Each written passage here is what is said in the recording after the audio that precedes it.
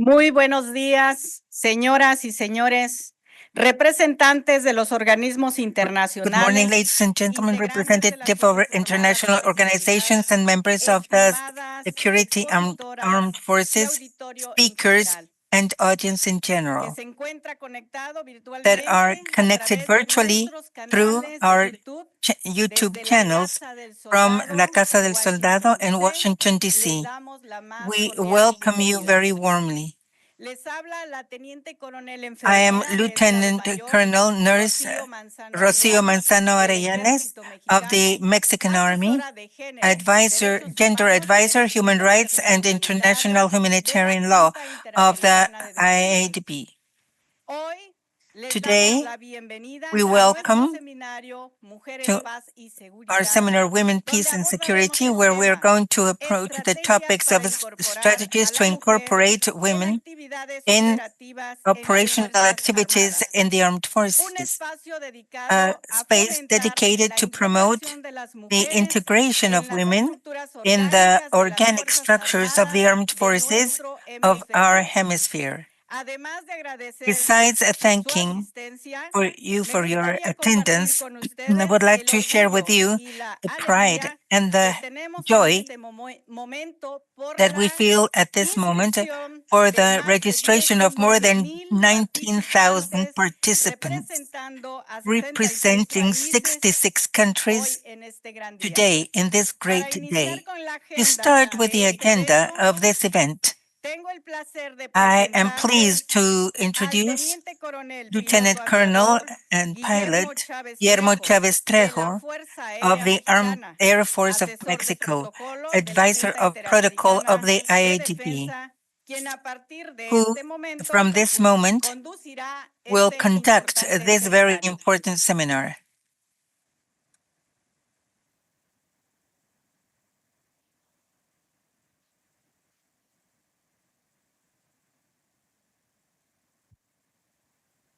Thank you very much for your introduction, Lieutenant Colonel Rocío Manzano. Good morning, members of the leadership of the IADB and all the staff, ambassadors, delegates, international organizations, speakers, and public in general, members of the press. Thank you for accompanying us.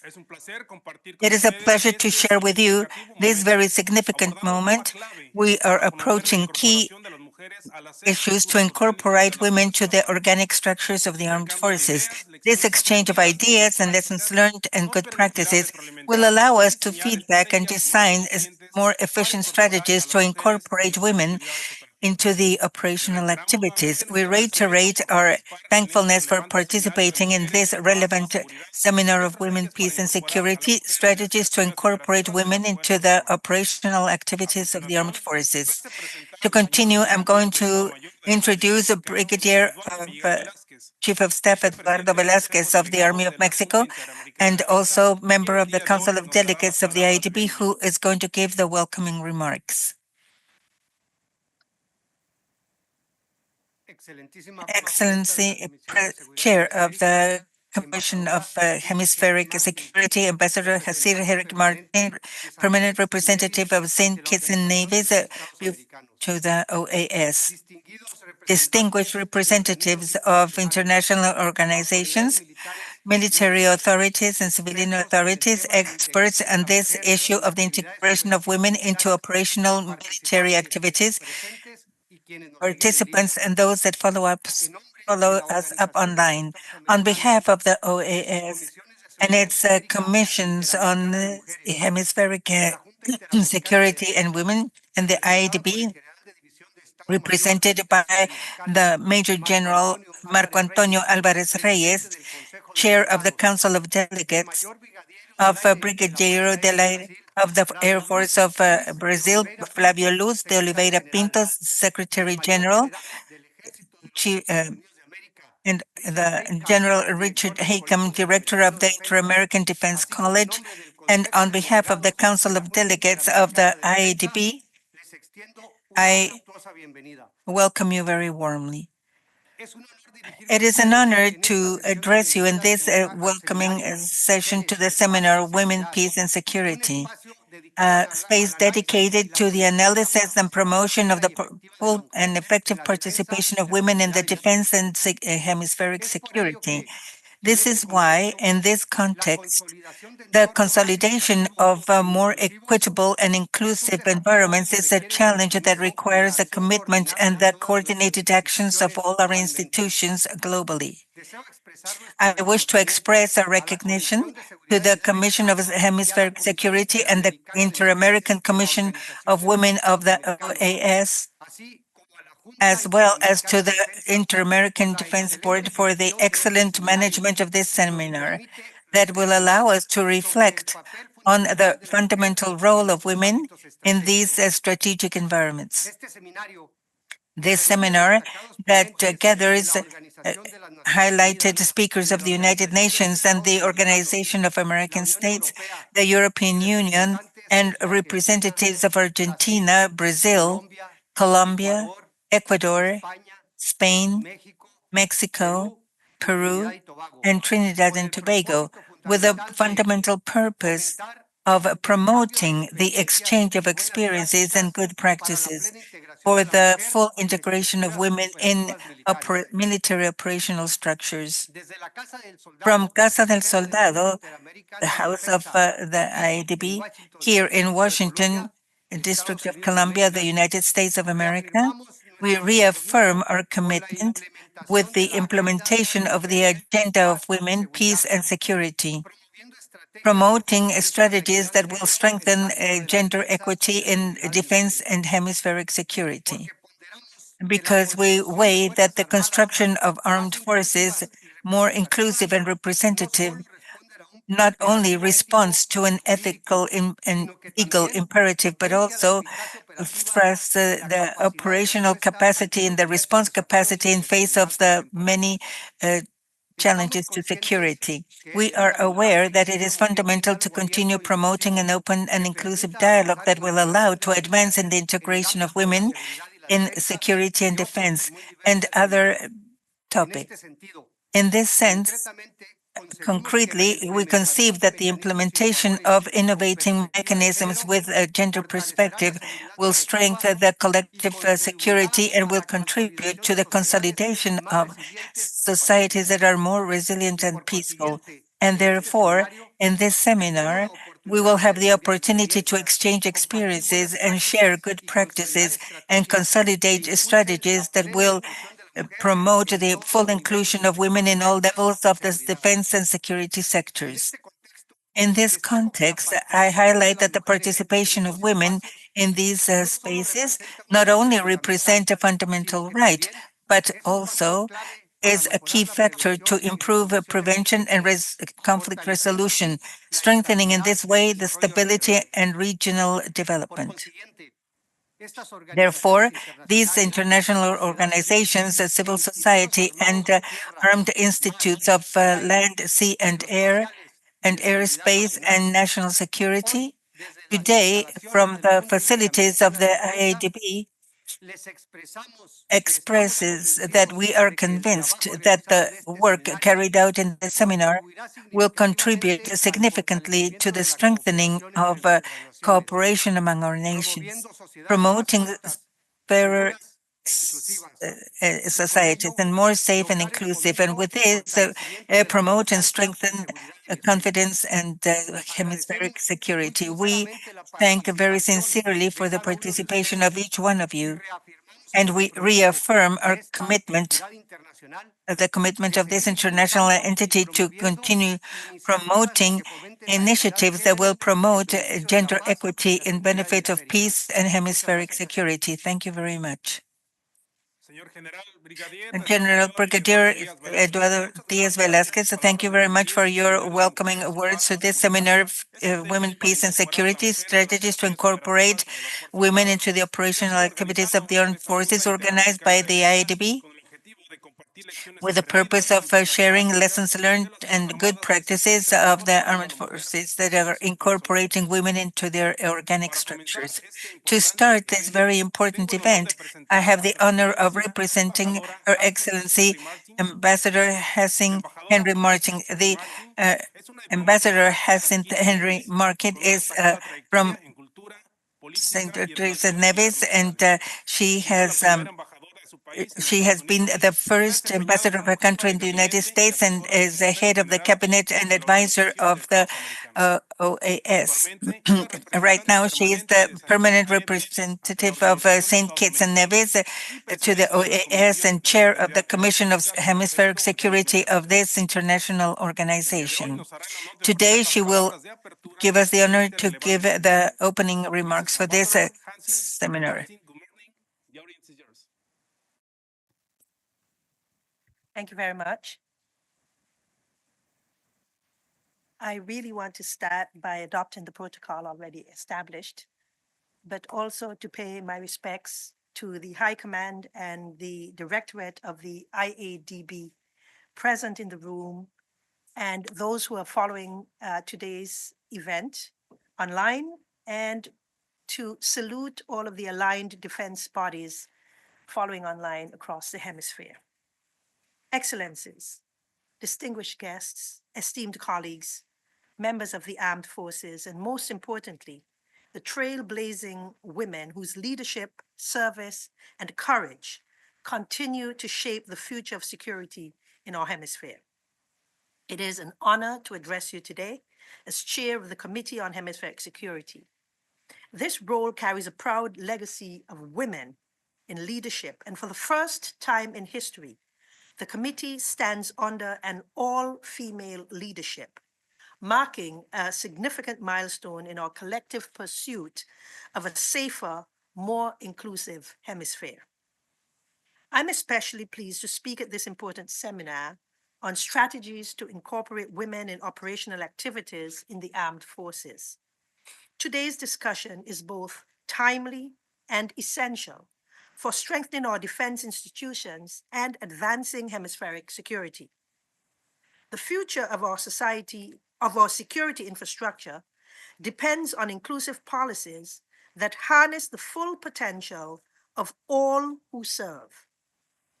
We commend the Inter-American Defense Board for convening this critical dialogue and for providing a platform within an historically male-dominated institution to shape transformative policies in the armed forces. Together, we reaffirm our shared commitment to a more inclusive, effective, and resilient security apparatus across our hemisphere. La integración de las mujeres en los sectores de defensa no es solamente The integration of women in the defense sectors is not only a commitment of equality, but a key strategy for the security and sustainable peace. The armed forces that reflect the equity of their societies is better prepared to respond to complex challenges and to comply with their missions with efficiency. The active participation of women provides a differentiated perspective and improve decision-making and strengthen the link between the military institutions and the communities that they serve. Our commitment to this cause is grounded in global and regional frameworks.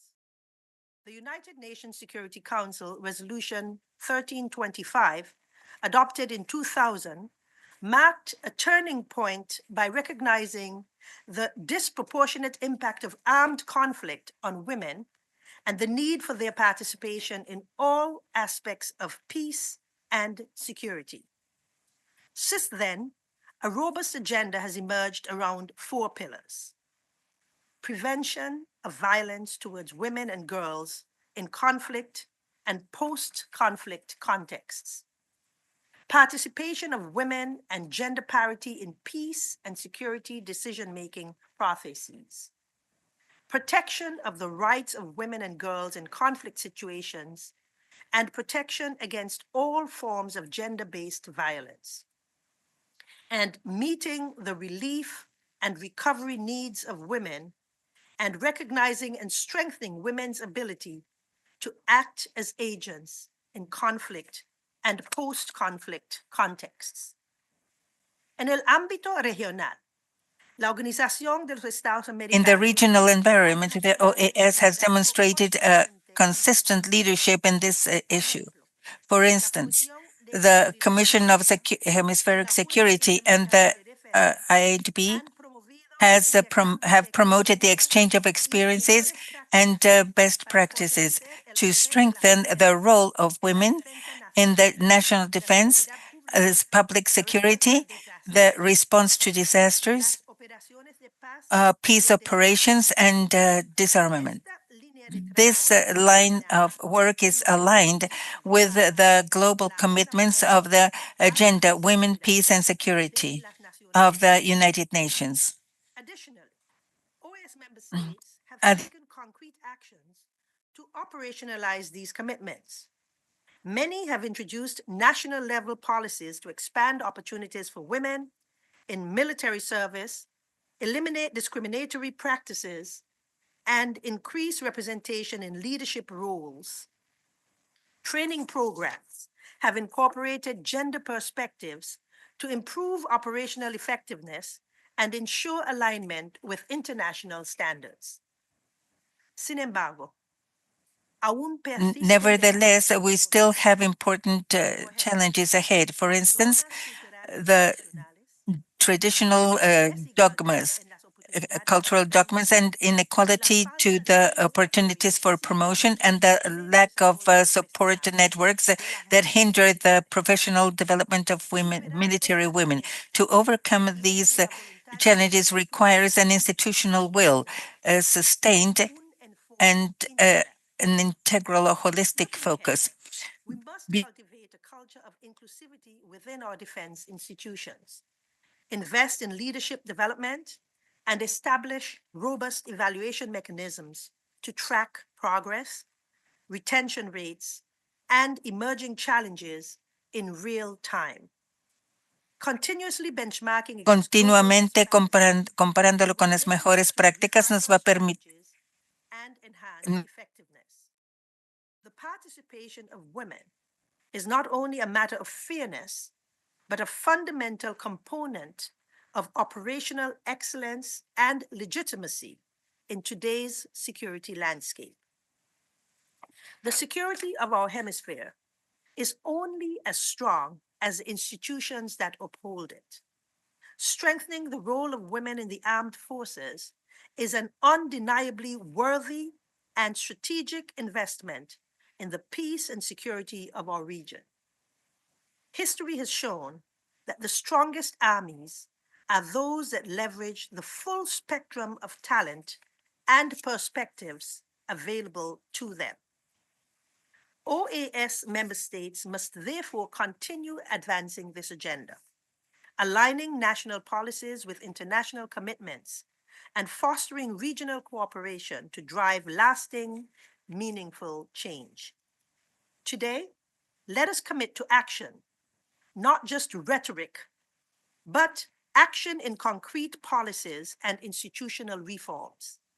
Let us build armed forces where no woman has to fight for a seat at the table, because indeed, the table would have been designed with her in mind. Let us ensure that the future of security in our hemisphere is one where skill, dedication, and leadership of our women and men of the Americas will determine our success. The path forward is clear. Now let us all walk it together. Thank you. Muchísimas gracias. Ambassador Hansen Martin, on behalf of the IADB and the distinguished public that accompanies us today face-to-face and virtually, we want to thank for the opening remarks to this important event, with which we reinforce the importance of incorporating women in the operational activities of the armed forces. Thank you very much. To continue, we will provide the orientation of the development of this seminar.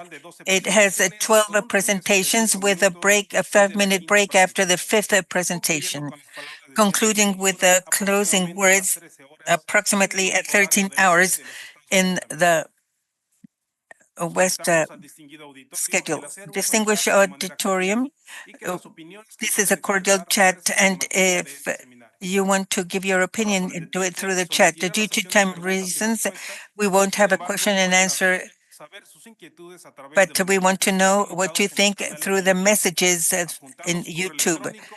Add your email so that the speaker can see it and respond to your questions. We will have a simultaneous translation in Spanish, English, and Portuguese, and the conference is going to be taped and it will be available in our YouTube channels. And each one of you will have a participation certificate, and we will also give you a satisfaction survey so that we can improve our events in the future. Distinguished audience, all your opinions and comments and/or expressed by the speakers are of their own responsibility. To start with this seminar of Women, Peace and Security, strategies to incorporate women into the operational activities of the armed forces, we welcome Lieutenant Colonel Ivana Mara Ferreira Costa, who today is going to talk or represents the Organization of the United Nations. Lieutenant Colonel Ivana Mara has specialized in different topics related to the protection against the exploitation and sexual abuse, women, peace and security, peacekeeping operations, among others. Right now, she works at the United Nations in New York as a military advisor in protection against the sexual abuse and exploitation, women, peace and security, and gender. Today, she is going to talk the Organization of the United Nations and their strategies to implement the agenda of women, peace and security, ways to advance. Lieutenant Colonel Ivana Mara Ferreira, the audience is yours.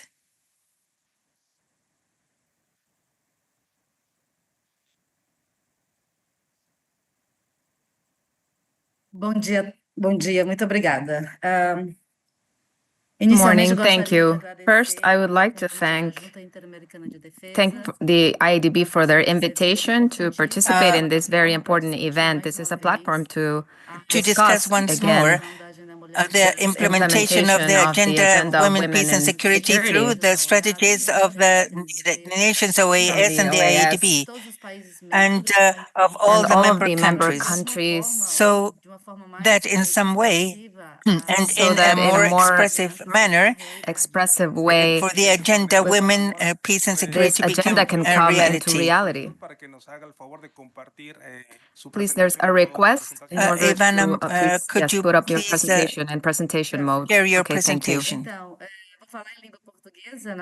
Then I'm going to talk in Portuguese. Speak in Portuguese because this is my national and I also want language. to represent my native language, strengthening my satisfaction and gratitude I'm very for grateful participating in this very important event. It's 25 years of the agenda of the resolution 1325 that strengthens the agenda of women, peace and security, and we're going to discuss about the strategies of the United Nations to increase the participation of women in peace operations and also to implement the agenda of women, peace and security.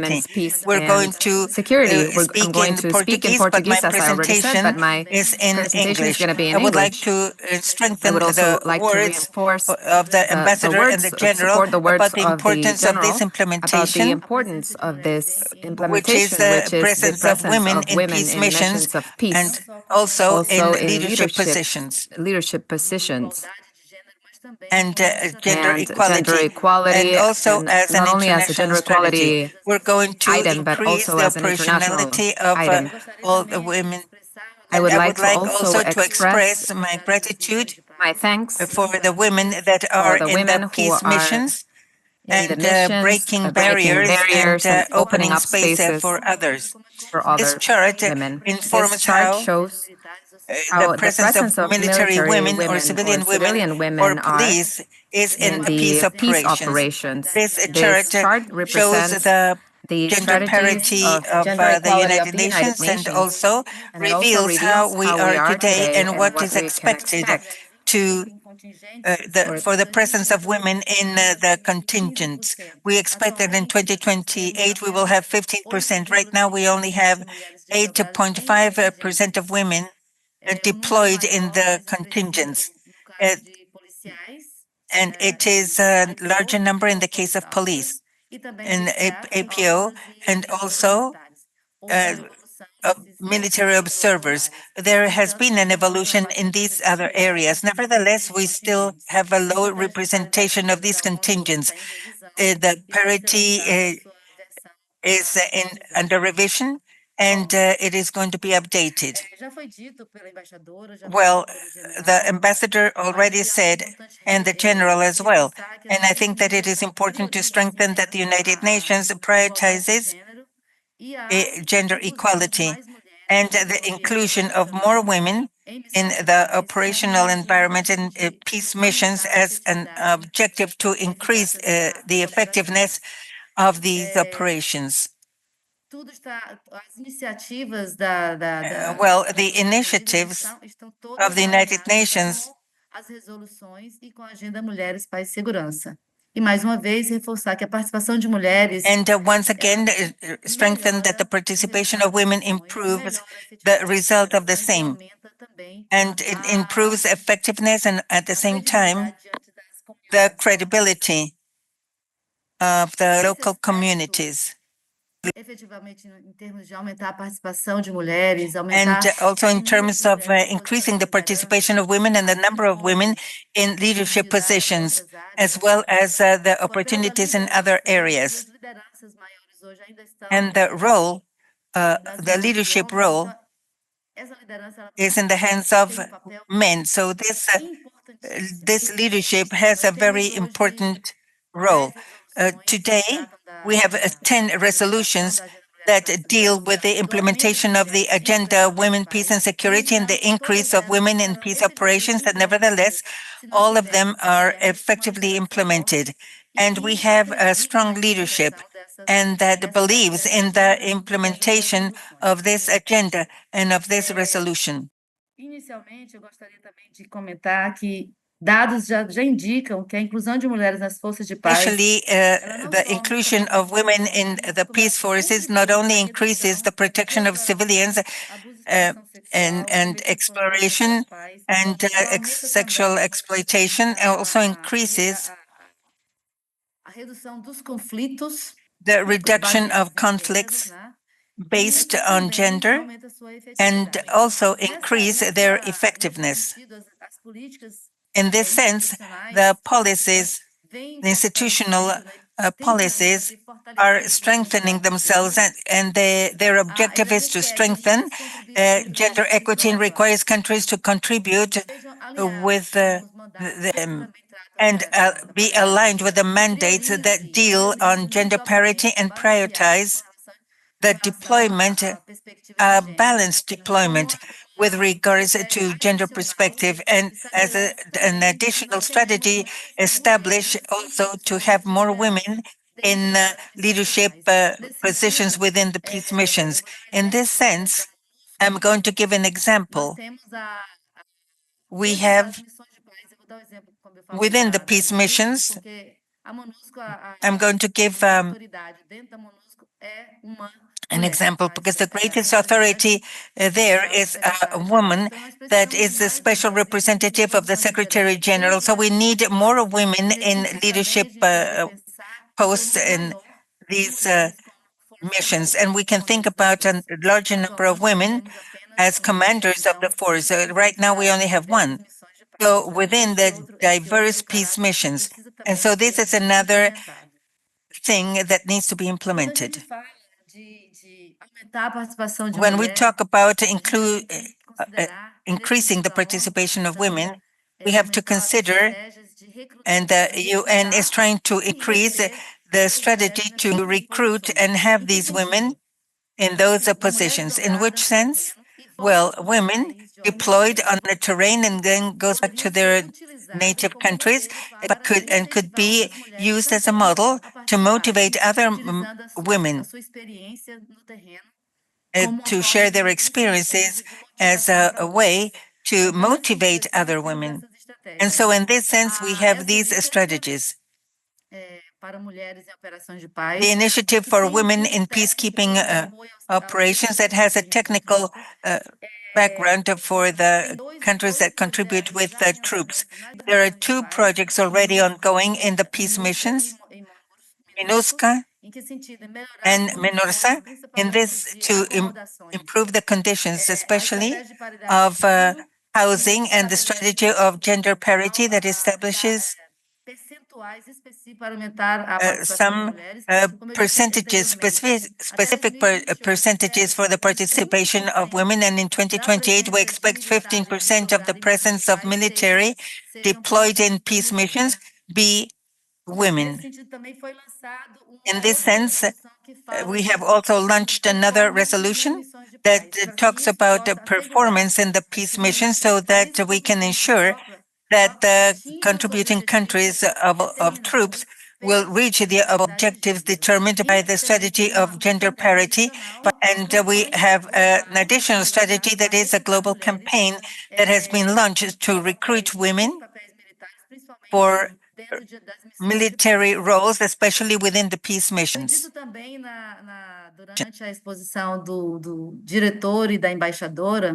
The director and the ambassador have already spoken about the specific training and how to increase those training and how to build those capacities and how to develop these capacities. This can be built through a specific training. In this sense, we have now a training, or better said, there are pre-deployments that work with the leadership and that are sensitive to gender issues. The United Nations has specific modules specialized to integrate women into logistics, intelligence, and combat roles. And then the gender advisors within the missions are there to support inclusively all the other offices and placing the gender perspective within the operations and trying to bring all the gender perspective to all the operations carried out on the terrain.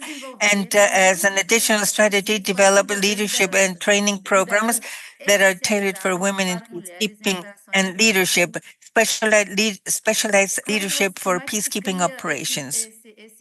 And how do we create this scenario? First, improving the living conditions like accommodations and hygiene and security for the female personnel, and increase and strengthen the structures for the report related to the prevention of misconducts, as was said, and create a support network for policies that can attract and make these women stay in these operational roles.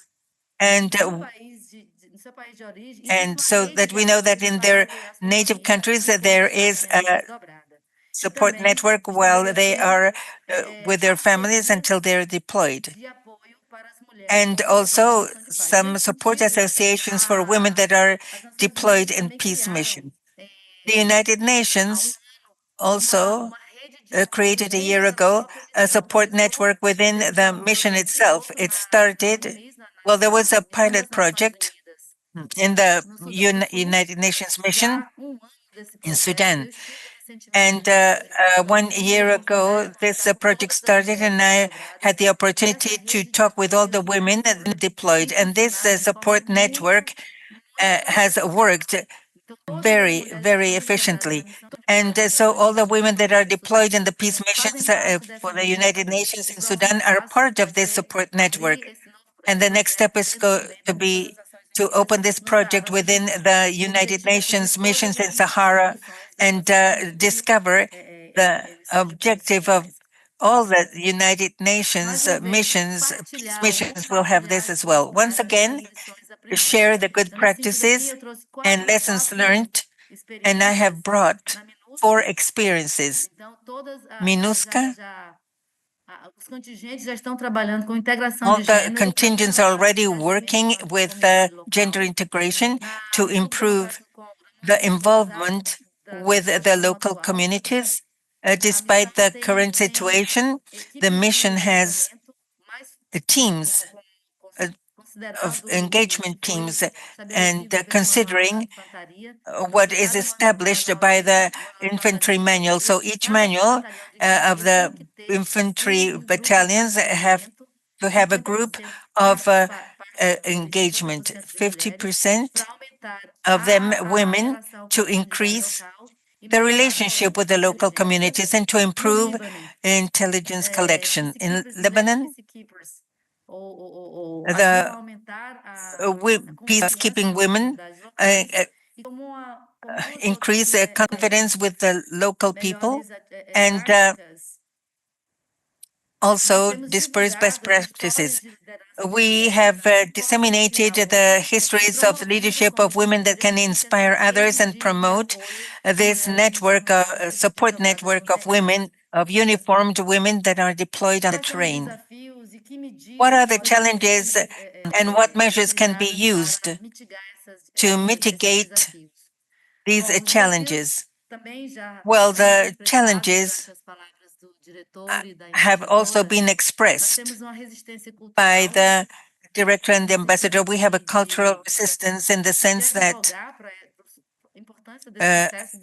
advocating the importance of this success of having mixed gender units and also little opportunities for leadership opportunities.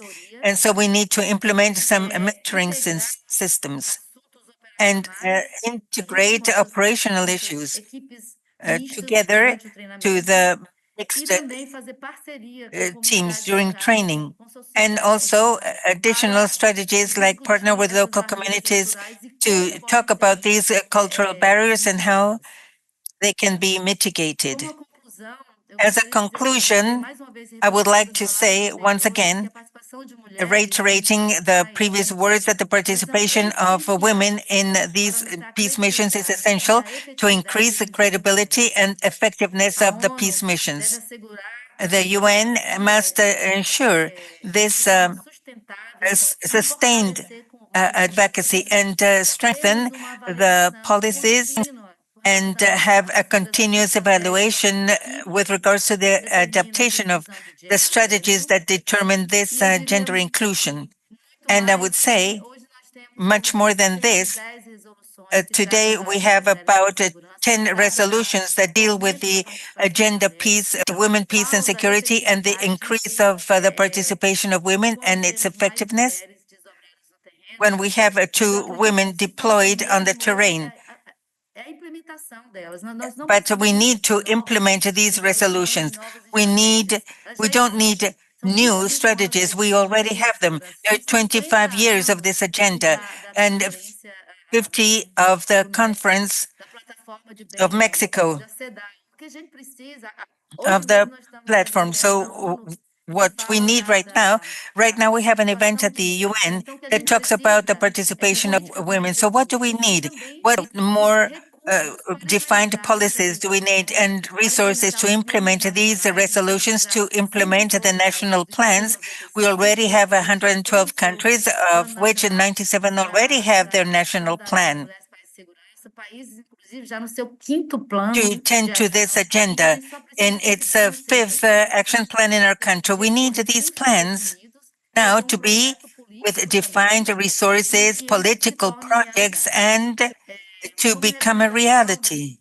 As the recommendations, we think that it is interesting to have a specific fund for initiatives that are focused on gender parity and to expand partnerships with the governments and with NGOs and the civilian community to support the increase of women in peace operations. That is the topic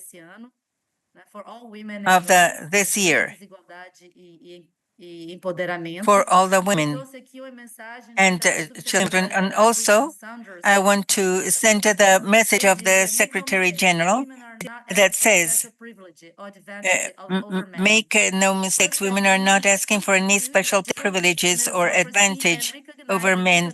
And on equal footing to men. And if we do this together, we will build a better peacekeeping system. Algo que também foi dito durante essas minhas viagens às missões MONUSCO, MINUSCA, UNIMES, nenhuma mulher desdobrada reclamou da situação, pediu apenas que fosse pensado para os próximos desdobramentos.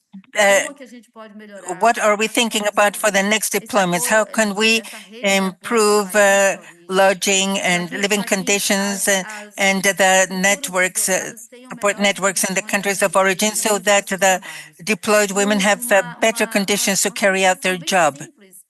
One very simple request is for women that have a difficulty in participating in long duration patrols because there are no kids, BM kids, for them to participate in a more careful way in these long-term duty patrols. I did not want to enter into the historical context because I think that is going to be covered by other people, but I think that we have brought the barriers and I think that they can be discussed.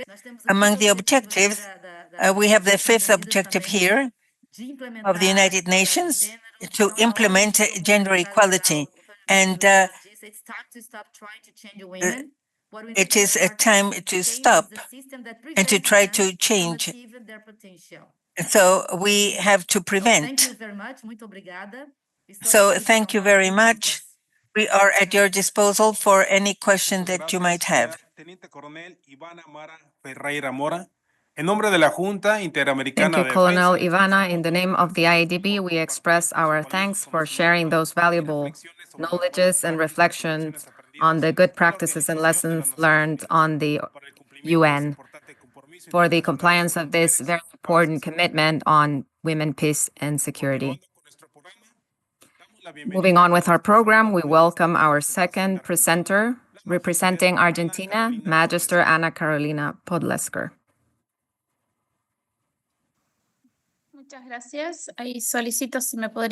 Thank you. I request if you can please open up my camera.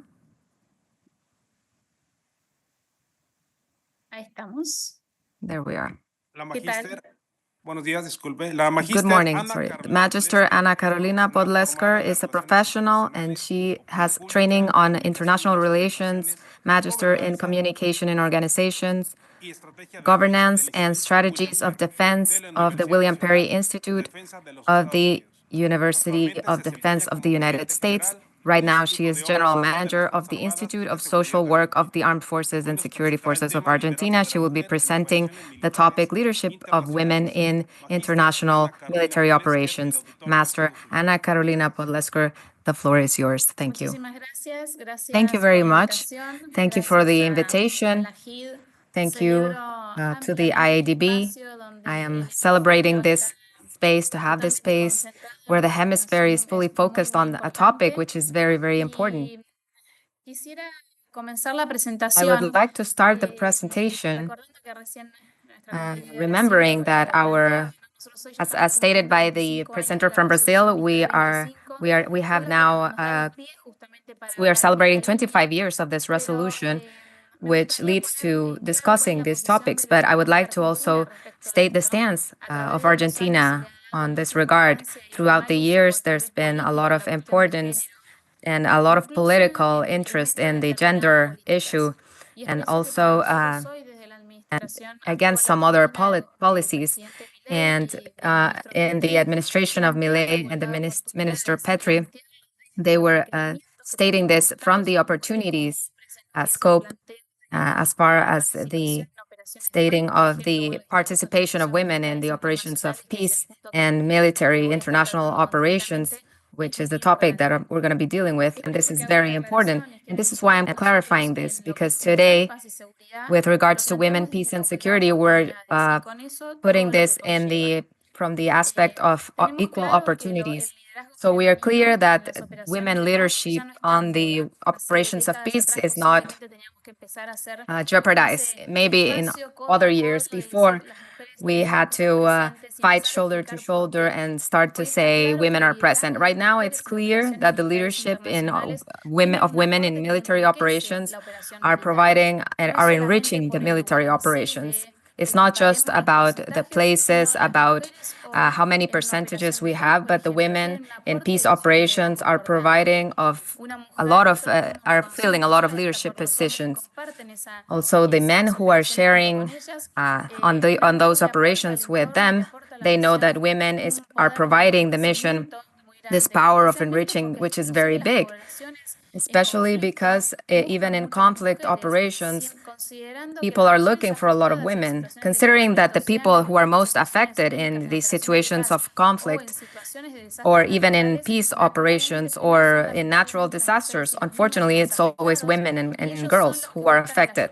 And so they are looking for the support of a woman. We have a lot of stories of Argentina, of many operations of peace, which are very interesting. They would used to have their hair put up in a bun, and they had to ask for permission to modify their way of putting up their hair, because people are expecting the soldiers who have their hair loose because they feel warmer, because they feel like a woman, they feel like they're dealing with a woman.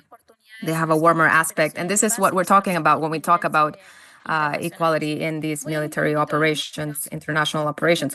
I'm going to go to the numbers. Argentina is participating since 50 years ago in operations of peace. And as of today, we are participating in 8 missions, out of which in 3 of them, we have women. The numbers are cold, but they provide the reality of what is happening. So out of 82,000 officers that Argentina has, 80% are men and 19.5 are women. 80.5 are men and the 19.5 are women. Because I think that this is not just a topic of equal opportunities, but we're also talking about another topic that affects all nations right now, which is recruitment, and how do we motivate people to become involved in the armed forces. So as I was saying, Argentina has a history in peace operations since 1958, but women came into the forces in the year 94. So 36 years later. So when we count the years in general terms, if we gather all the peace operations in which Argentina has had presence, we only have 1 woman for every 7 men. What is the objective then? It is clearly to encourage the nomination or the candidacy of women participating in the operations of peace, in military exercises, or in the missions against natural disasters, but also not just to have more participation, but that those women can get to positions of leadership. In Argentina, from last year, we started working very strongly with the South Command. We all know that the very important role that Laura Richardson had in the South Command as a woman in taking on all these topics. And we've been lucky to have a bilateral meeting where she participated, and she stated that it was important to be able to participate in this line and that women should also take more positions on the operations of peace. What are the strategic positions that Argentina has taken in order to work in this line? And I think it is central, based on wanting to improve the participation of women, and it is to look for allies. Our ally last year besides the leadership of our minister, was also to have the support from the general staff and the armed forces. It is impossible to generate actions without the participation and the conviction of the general staff. And the fact that this was a very important topic. So I had the opportunity last year to participate in one of the missions in Chipre, which I recommend deeply to the biggest amount of women and men. If you are civilians, you can participate. And this provides us with a very important approach. What are the needs that we have on the field? And this is a topic that I would like to also discuss later. So beyond the alliances that we're looking for and the strategic support, which is very important from the ministry and also from the general staff, we started to work on a database where women could sign up, women who had the intention to participate in the missions of peace or different military exercise, international military exercise. But unfortunately, the first obstacle that we found was a problem of communication. It is something as simple as that, but one says, how can it be that communication is the main issue, that we're not reaching out to other people? And yes, because distributing the possibilities of positions in very reduced groups, or maybe the communications weren't being distributed equally, there were some women and men who didn't know that these peace positions were also a possibility in their career. So to have a database where women could sign up and get to know what the role was in the peace operations was a very important point. Another one was the initiative of creating a network of veterans in the positions of peace. So we started working on this mentoring line. Argentina, unfortunately, is not using mentoring as a very strong tool. Almost in any institution, it is a very underutilized tool in Argentina, and from the different public administration places, we do have the capabilities of taking strategic decisions, and we need to start involving mentoring as a tool so that those women who had the chance to access, they can also retell other people what their obstacles were, what their issues were, so that their experience is much more enriching for everybody else. Another one of the situations was to work mainly on a network with those points of contact who were our peers. Who is the other point of contact in missions of peace, in the line of women, peace, and security, and how do we work in synergy with them? This is why I like to highlight this type of meetings, because this exchange of experiences, of good practices, the spaces for dialogue are the ones who make us have the opportunity to understand what other countries are doing and see how we can apply this. Because the reality is that the solutions are not found unilaterally. And the IADB is a great example that the whole unity of the hemisphere working together is what creates success. And it is also important to see how we can plan for those operations of peace. Why do I say this? Because when a military exercise is defined, or a mission of peace is being planned for, or an attaché in another country, or maybe to send a group of women or men for a disaster relief operation, if we don't contemplate from the start the role of women, it is very difficult that this is going to move forward successfully as it can get to be. So this is what I mean. For example, in some situations that need to be from the budget and perspective, it is from the 0 point when we are starting to think about this military operation. I don't want to take too long, but it is a very important point. I started at the beginning of this 80-20 that we have of 80% of men in the armed forces and 20% of women. Luckily, it is growing, but clearly this is a crystal roof. No, we're not doing enough to increase this percentage that the 1325 is demanding. Of course, we need to work in recruitment, and I think that this is a problem that all the countries have in the hemisphere and in the world, I would say. We need to find tools to motivate people, the youth, women and men, to get involved in the armed forces. This new construction of the image of the armed forces in countries such as Latin America, it is clear. So how do we motivate women? How we motivate men to get involved? And on the level of recruitment doesn't go down, but to have an increase in the women participation is key.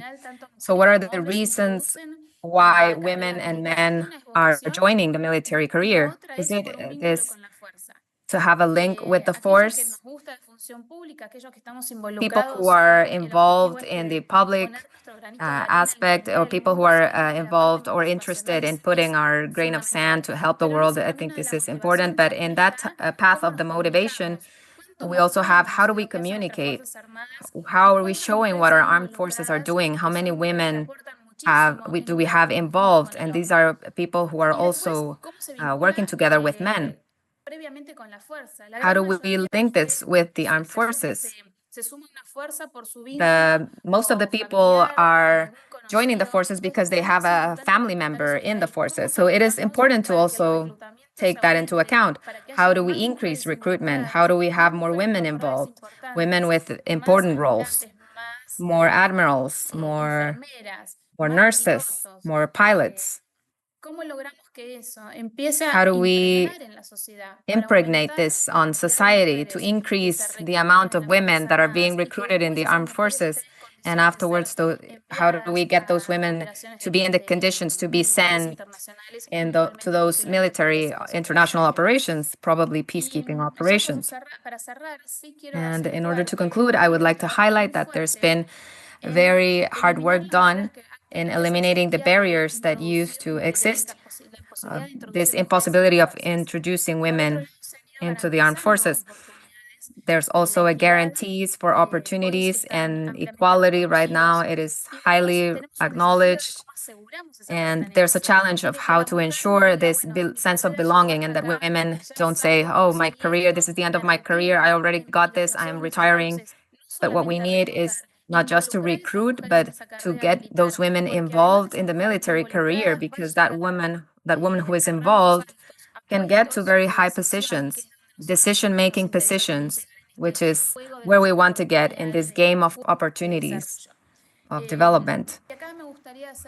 I would also, in order to conclude, I want to highlight strongly that the UN has a very big challenge in peacekeeping operations, because there's 25 years have already passed, and there's infrastructure situations that need to be in accordance with the presence of women in the observation points within the peacekeeping missions. If I go to Chipre, if we don't establish the conditions so that women and men can be part of those peacekeeping operations, it is very difficult to have the possibility.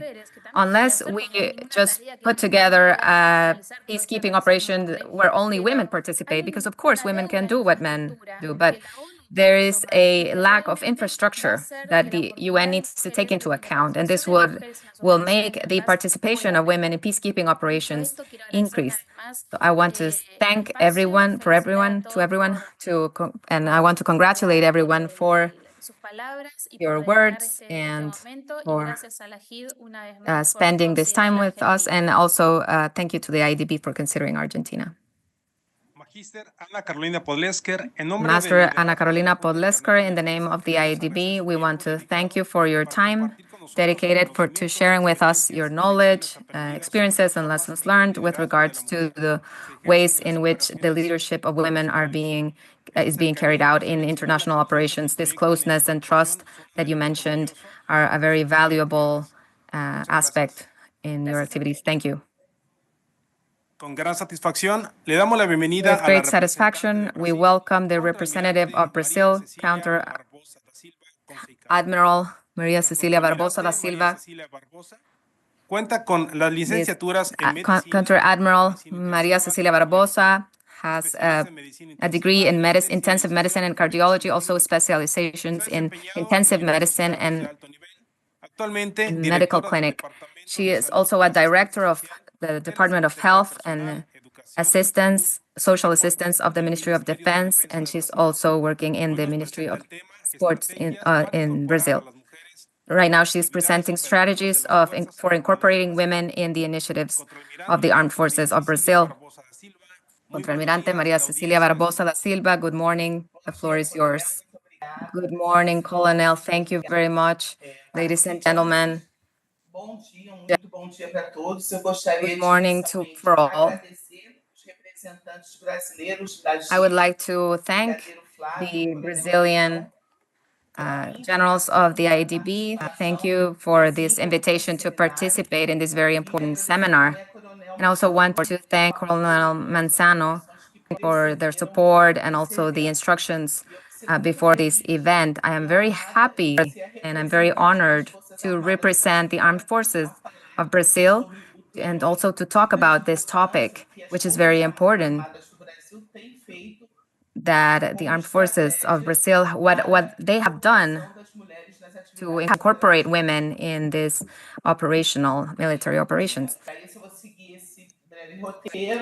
I'm going to do this very quick introduction in order to talk about the women in the Armed Forces of Brazil.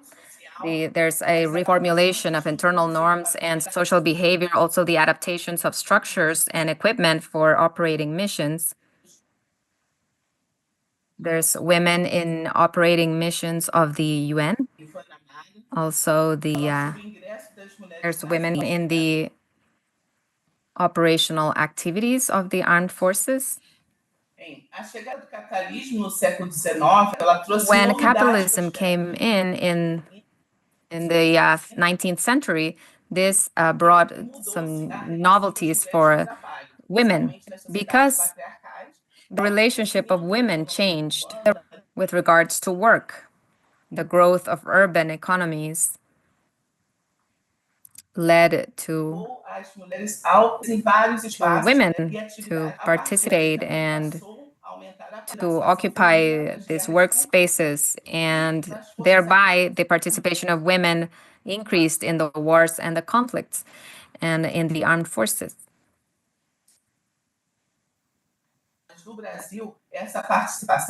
In Brazil, this participation of the capabilities and the technical abilities of also for nurses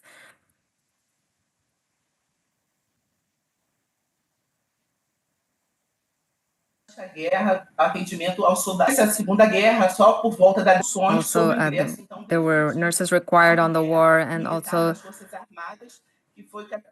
this is the definitive participation of women in the armed forces. This was coordinated by the Marine of Brazil in 1980. The Marine of Brazil was the pioneering armed forces of Brazil on this aspect of having women in the armed forces and hiring officers and sub-officers. Then also the functions were technical and administrative for women. Then in 1982, the Air Force of Brazil also opened up their spaces to recruit women, and this also happened for the Brazilian Army in 1992. After those decades, since 1980 up to now, the forces have widened the possibilities of joining in the different bodies of the armed forces. So these opportunities have grown throughout this time. And therefore today, among the 217 military of the armed forces of Brazil, we have 10.5%, approximately 36,590 is constituted by women. Of course, we have 11% of their people, which are the military, in the military, but in all of the roles and bodies of the armed forces, we have positions for women. So in the Army of Brazil, women can occupy all of the functions.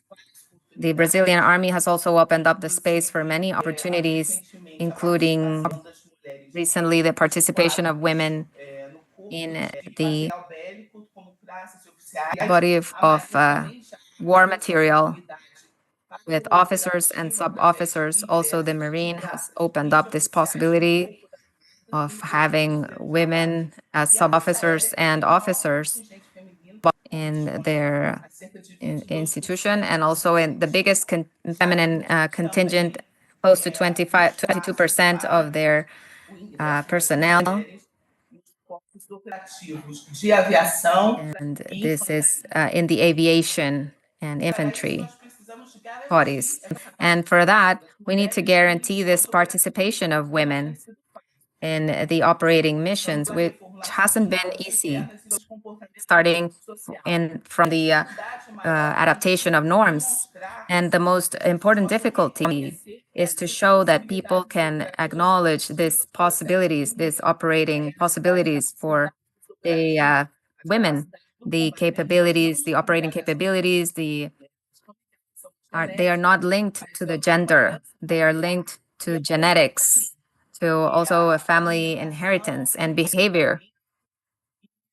The food, the training, and mainly the motivation that women have in order to carry out these functions. Also, we need to guarantee the participation in recruitments and also military trainings where they have similar functions so that they can have equal opportunities in their careers.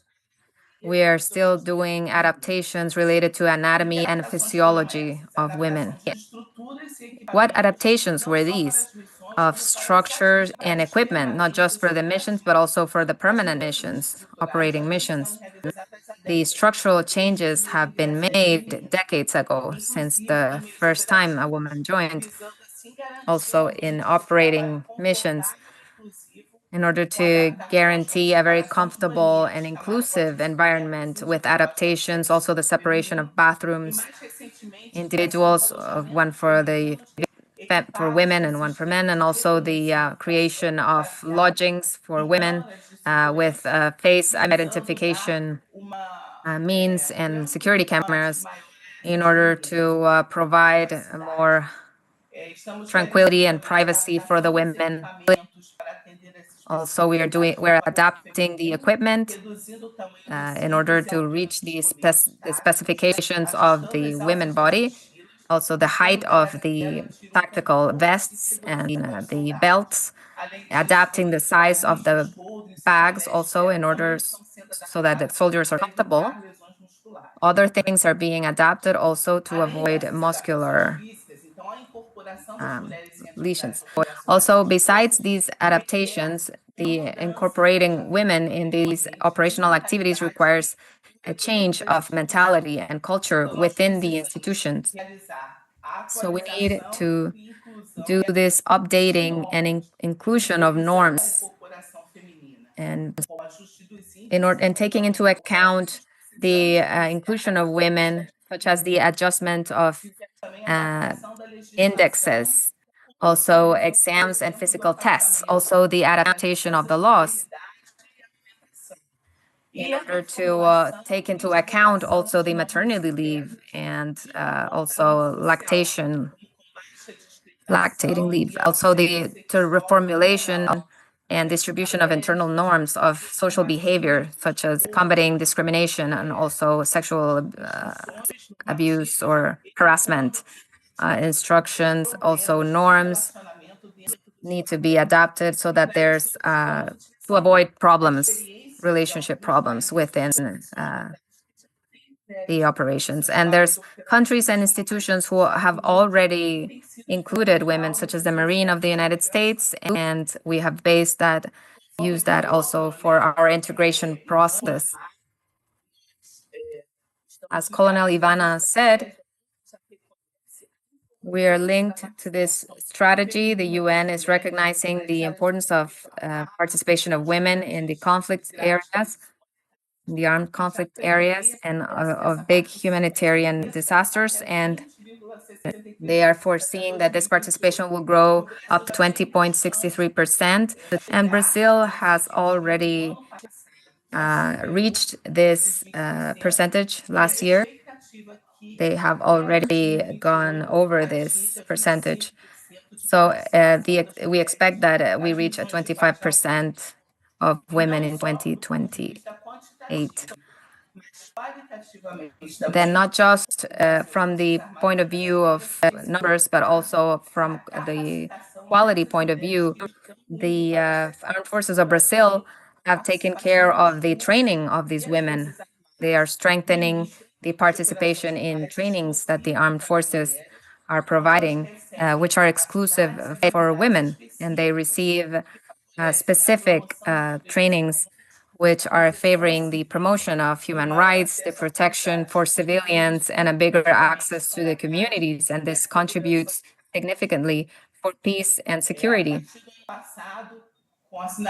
And from last year, with the signing on this decree number 12.154, with regards to the possibility of entering the armed forces through the application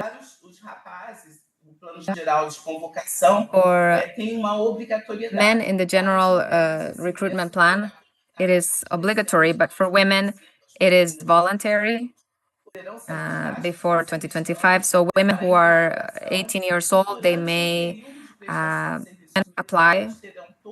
And during the period of military service, they will have all their rights, which are inherent for military women of Brazil. They will have the opportunity of taking trainings according to the demand, and thereby also improving their qualifications for their work opportunities. And they will also have the opportunity to identify with the military career and thereby promoting their participation in the different contests.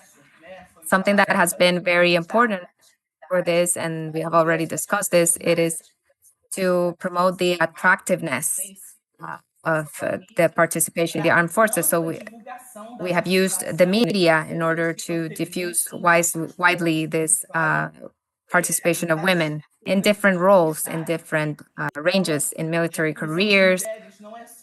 So the inclusion of women is not just a matter of gender equality, but it is a matter of a strategy that needs to be followed in order to strengthen the operational capabilities of the forces and promoting diversity in the military institutions. And finally, in order to conclude, Brazil needs to follow the path that they are going, and they need to promote the incorporation of women in all of their institutions, especially operational institutions, and not just for the compliance of this agenda of women, peace, and security, but also to understand how the capabilities of women can enrich the mission of the institution, and women can reach top ranks, and how this can improve the military institution. Thank you. This is what I wanted to talk about today with you. Thank you for this opportunity, and I am available. And this is my contact information. Admiral Maria Cecilia Barbosa da Silva. I hope I said this correctly. In the name of the IADB and our distinguished attendants, we offer our sincere thanks for dedicating part of your time and sharing with us your knowledge on this very relevant topic, and for allowing us to have this vision of the participation of women in Brazil. This exchange of information, without a doubt, provides elements of judgment to all the personnel who is following us on this seminar in order to adopt better practices. Thank you very much. Thank you. Moving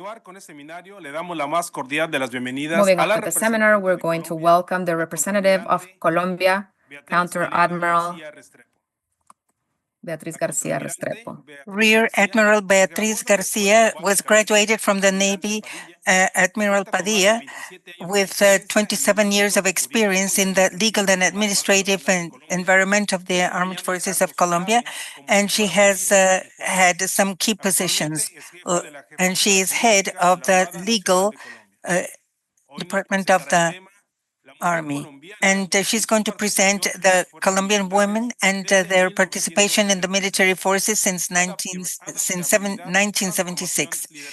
And Rear Admiral Beatriz Elena Garcia Restrepo, good morning. The floor is yours. Good morning, and I thank you for this immense space, and I greet everyone on behalf of the General Commander Admiral Francisco Cubides Granados and of all the men and women that are part of the military forces of Colombia. It is an honor to greet you. Knowing the importance of this presentation of all those that preceded me and inform you about the evolution of Colombian women in the military forces as you gave the information. I allow myself to share the presentation. I want to know if you can see it on the screen. Yes. Yes, we're looking at it. Thank you. Then we can point out that since we have been working in the armed forces of Colombia, we have a very important space since 1976. I want to go back to the presentation so that I can give you this information. Well, thanks to this leadership and transformation, we had the first important force, and this was the Army of Colombia, that in compliance with that mission, constitutional mission, points out the importance of the participation of women, because I want to tell you how it works in Colombia. In Colombia, we have, since the political constitution, military forces that are constituted by the National Army, the Navy, and the Airspace Force. And the public force is also comprised by the National Police. The focus that we're going to give in this presentation is of the military forces of Colombia, and for this purpose of defense, sovereignty, interdependency, and integrity of the national territory, and the preservation of the constitutional order, we have developed some milestones since 1976, because that's when the female personnel entered the Army of Colombia. And that's when they had 7 valuable women of the administration, that is, the professionals in different areas that gave this step to serve their country from the Army of Colombia, and then the airspace that was called the Air Force of Colombia, by also professional officials. And so in 84, we have the first women that entered into the Navy. And this is also a step for having NCOs. And that's when in 1983, the National Army gave this a step together with the NCOs of the administrative body, and the Navy of Colombia did it in 1997.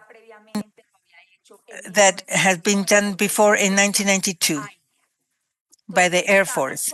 And so we can see how women since 1976 can serve Colombia and make a profession and train themselves, and also become the part of the family of the Armed Forces of Colombia. And whoever wants to enter as an officer or as NCOs, and the step that has been given to give that opportunity to women that want to voluntarily serve in the armed forces. We had already had that experience with the National Army, but formally in 2022, those proceedings entered so that women can incorporate themselves precisely in 2023 in the Navy, and the airspace is in all of these. So we have the infrastructure now to receive the women that want to serve in the military. And there are some other important requirements that when we appoint to the first sergeant major as an NCO of the highest level of the Army of Colombia, and we were able to have Sergeant Consuelo Diaz, a great reference for everyone. And also the military forces of Colombia have also had 7 general officers, and the first woman was General Visamora in 2013, and followed by the Navy in 2023 with the first general, that's me, and then the Army of Colombia has had 5 generals, 3 in activity, and the Navy has 2, and both are active. And continuing with the presentation, how do we carry out this process of incorporation? We do it through the different incorporation districts, through some channels for documentation and orientation, that for all those that want to serve in the military, so that they can carry out this service to their country. And we send these visibilization messages through the continuous training and giving opportunities for the welfare of women in the Army, and offer everything that has to do with health, education, housing, professional development, and continuous education in the Armed Forces of Colombia. I want to tell you then, statistically speaking, how we are right now. We have, out of the 2,030 men and women that comprise the military forces of Colombia, we have 12,268 women, uniformed women. And this step, I'm going to clarify this in each one of the forces. So if since 1976, we had 7 valuable women that entered to be part of the administrative body as professionals in the Army. And in 2023, we see the bar that is higher, where we have the first soldiers to render their military service, which allows us to verify that there is an expansion of all the capacity and adaptability and opportunities for Colombian women.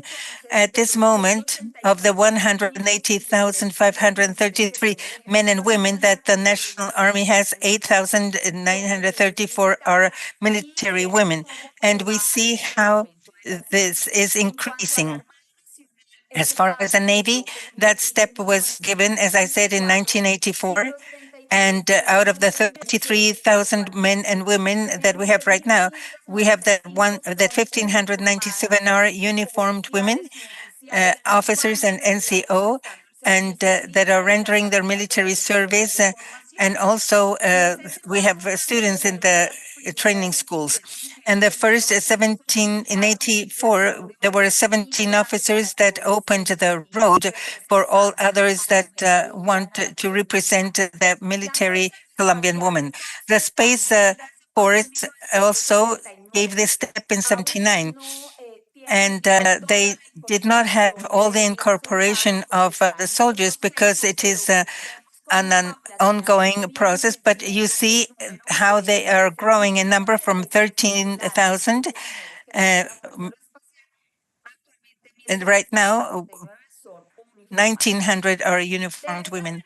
And in this way, we find that in different strategies for women, have the opportunity to work and to make profession within the military forces of Colombia to be able to be promoted in grades and levels and positions. And this is how the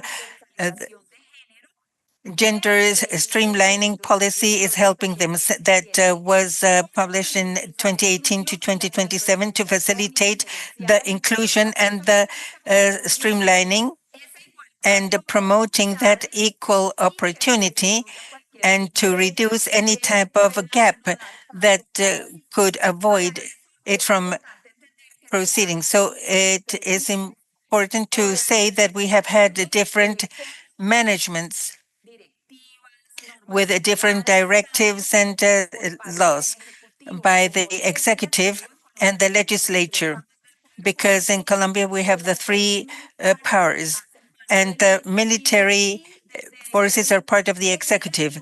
And the legislature has issued different laws, decrees, and norms that have allowed this evolution.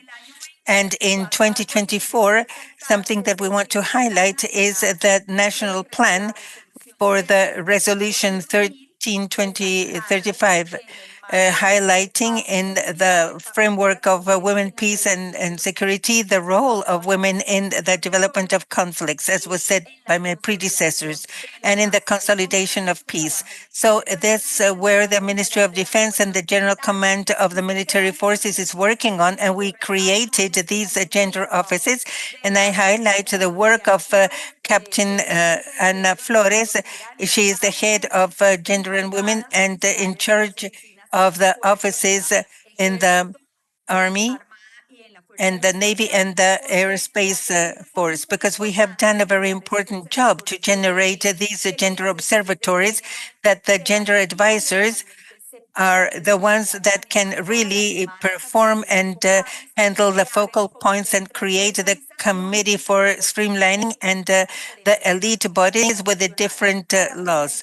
And to end in those advancements and challenges that we find, the participation of women in the military forces has had an advance that is very significant. We have made an adaptation and a transformation in everything that has to do with the institutions so that we can have a more leadership among women. And right now, women fill many positions and can also be part of the armed forces because we have the gender prevention, and they can carry out any position that they want.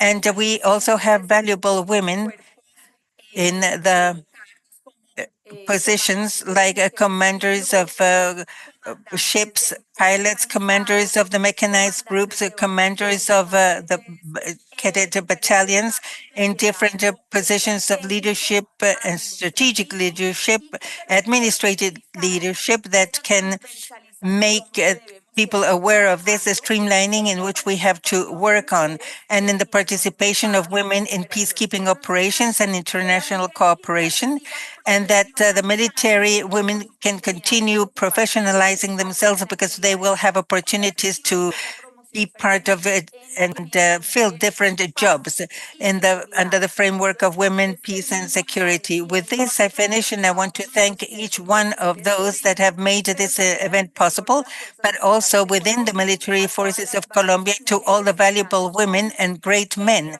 that work day to day with the forces. Thank you very much. Rear Admiral Beatriz Elena Restrepo, receive our most sincere congratulations for sharing your knowledge and experiences with us.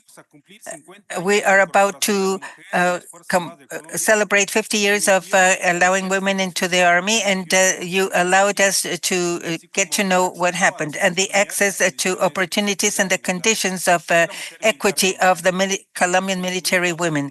The knowledge of this inclusion in operational and leadership roles, as well as their international participation, help us to strengthen the objective of this seminar. Thank you very much for your participation, and my salute. Now we welcome the representative of Ecuador, Captain Mónica Jimena Carrillo Toscano. Captain Mónica Jimena Carrillo Toscano has been serving the Navy of Ecuador for 28 years. She is a commercial engineering with specializations in finances and process formation, projects, gender, and public policies. She has filled different strategic positions, and she's the director of interagency cooperation of the Joint Chief of Staff. And today she's going to talk about strategies to incorporate women in the operational activities of the Armed Forces of Ecuador. Captain, the floor is yours. Voy a permitirme compartir la Thank you. presentación. I'm going to share the presentation with you.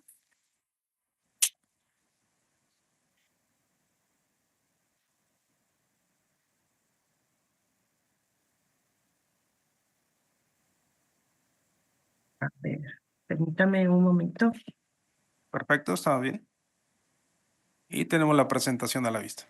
Here we have the presentation now.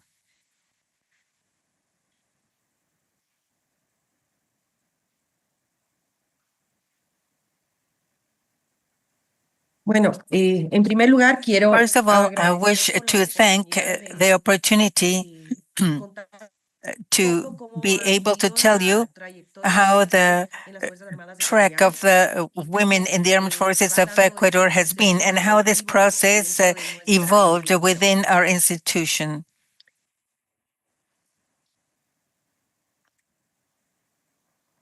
Como todos sabemos, as we all know, the armed forces originally is an institution that is based on construction based on male roles and values, but throughout the participation of women and the roles and activities that demand high level physical and mental effort, and this is not an easy task.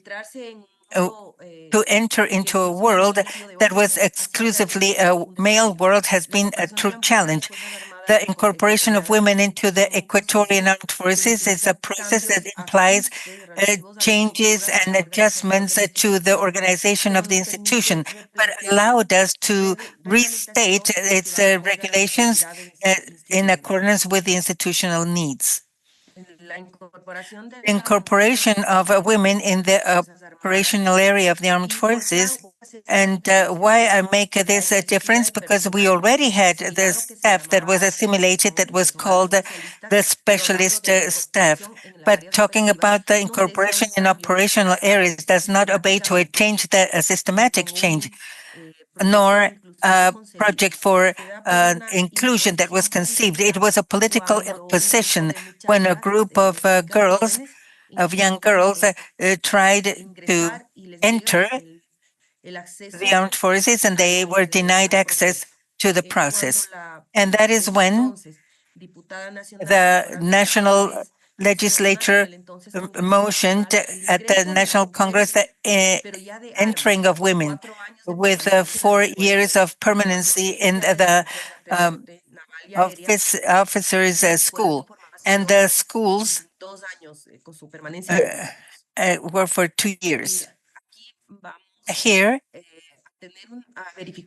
we're going to verify the timeline of the entry of women into the armed forces of Ecuador in the centuries 20 and 21. It started in 1956. Between the decade of 50s and the 70s, we can visualize that there is a great percentage of women entering into the two forces, both the Army and the Navy. And in the year 2000, the first women entered the Air Force as specialist officers. And there was a very significant change at that time. And the other important date is when in 2001, the first women entered into the land force as cadets, and a weapons cadet that we call, which are in the operational areas.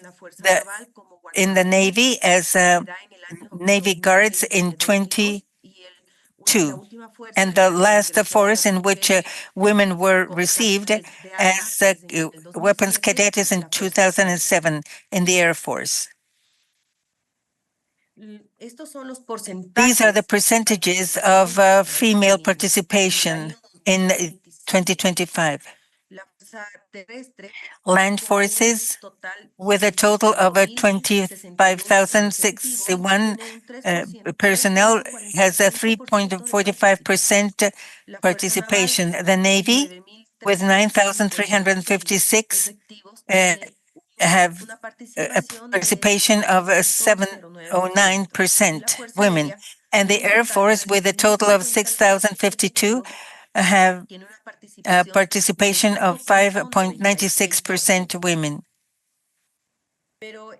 But these percentages that correspond to the total of the armed forces, men 38,000 and women 1,800, in a total of more than 40,000 in total. We only have a participation of 4.83% women, which is a very low percentage.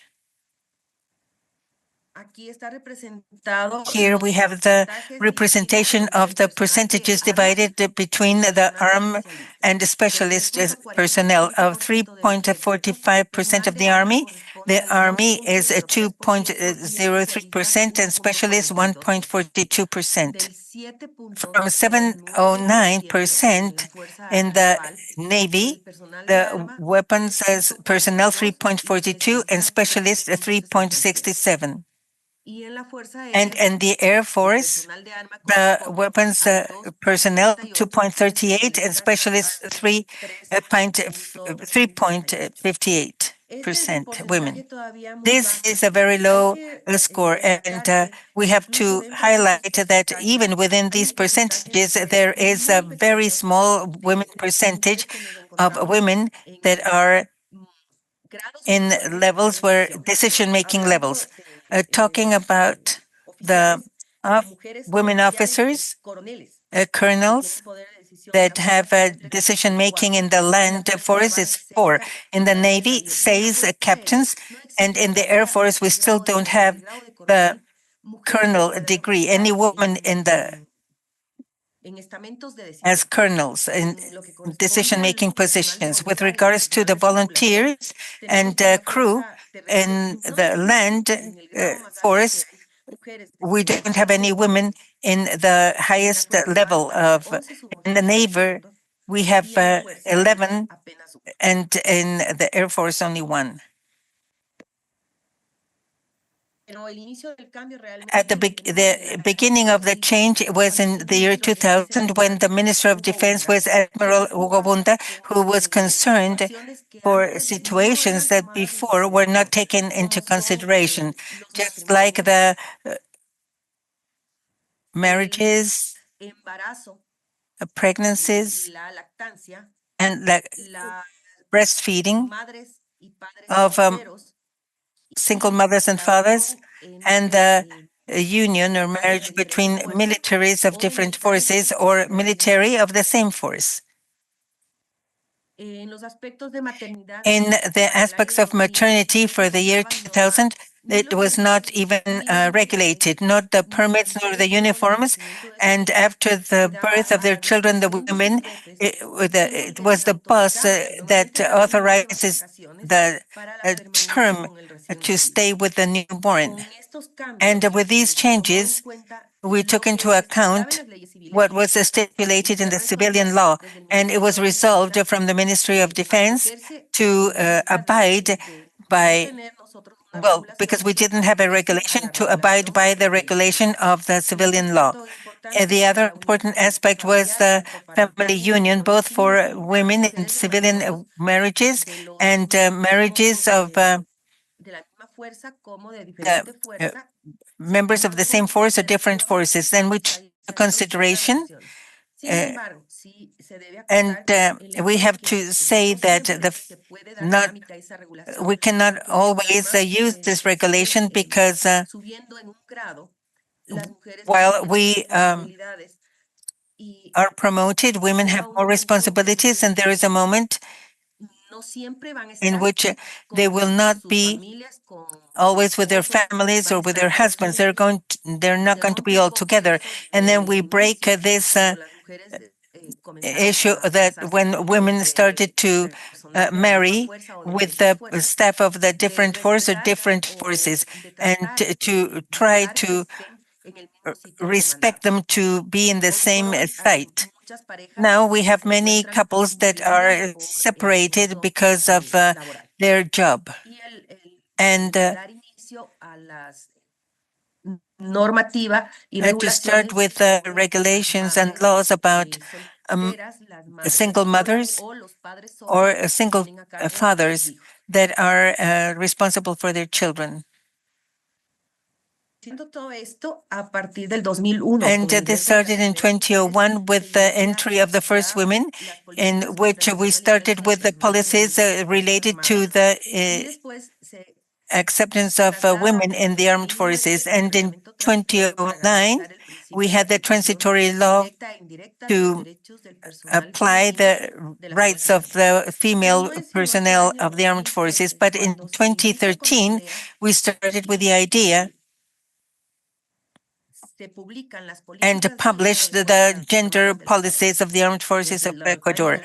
And between 2013 and 2017, we published a gender law in which we had the procedures that should be followed under very specific circumstances. But it was not until the year 2023 where we already published the gender policies based on 4 fundamental axes, whose objectives is to promote the inclusion and the streamlining of the gender focus within the defense sector through the promotion of principles of equity, equality of opportunities, and zero tolerance based on the gender violence, to break up with the gaps and to strengthen the institutional structure of the armed forces.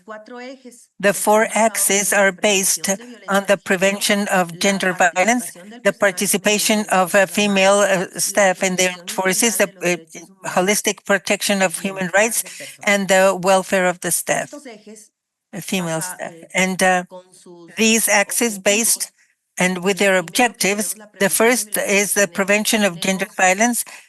We have 4 objectives here. And with their strategies that are aimed to improve the resolutions, education and training, and the instruction and programs.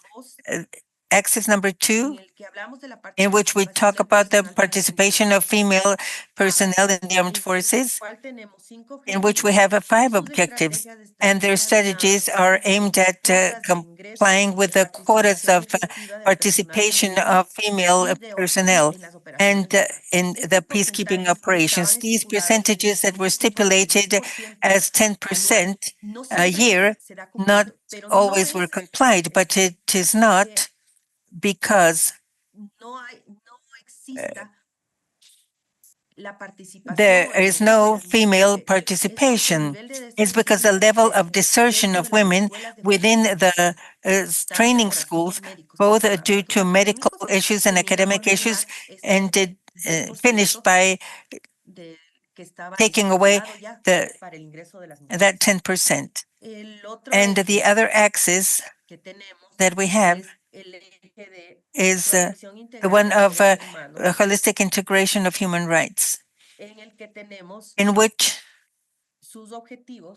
we have its objectives that are and strategies that are aimed at the human rights laws and the protections against harassment and gender violence and job harassment. And there were in some time some failures, structural failures with regards to the dissemination of the problems or the resolutions and many comments with regards to the cases that we had on harassment. And then the last one is the personnel welfare, with two objectives that are ongoing and aimed at improving the infrastructure and the health care in the defense sector. This has been a little bit more complicated because, especially in the Navy, we cannot make a difference on board for women to have a certain privacy, and we still have some problems in that aspect.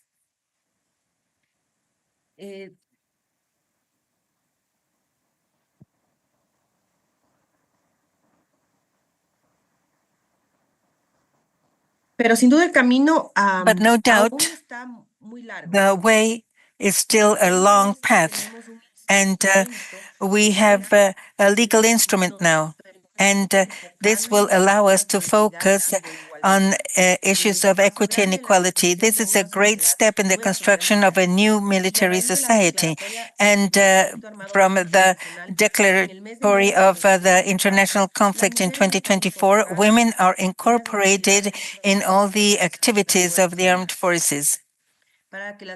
For women to be accepted within the military institutions in Ecuador or any other place, we have to abandon prejudice and stigmas that are linked with their gender and that place the nature and not the knowledge and capacity and skills. It is necessary for the new generations to be educated under the fundamentals and knowledge necessary to prioritize the women of gender equity, to provide a better future and a society free of prejudices, and will improve the life of women. So in this way, we're advancing in the issue of equality, distant from discrimination and discrimination of women due to their gender. I leave with you a video, an institutional video, with which we reflect the participation of women in the military operations. And I want to thank you for the opportunity of talking to you about the armed forces of my country. Thank you.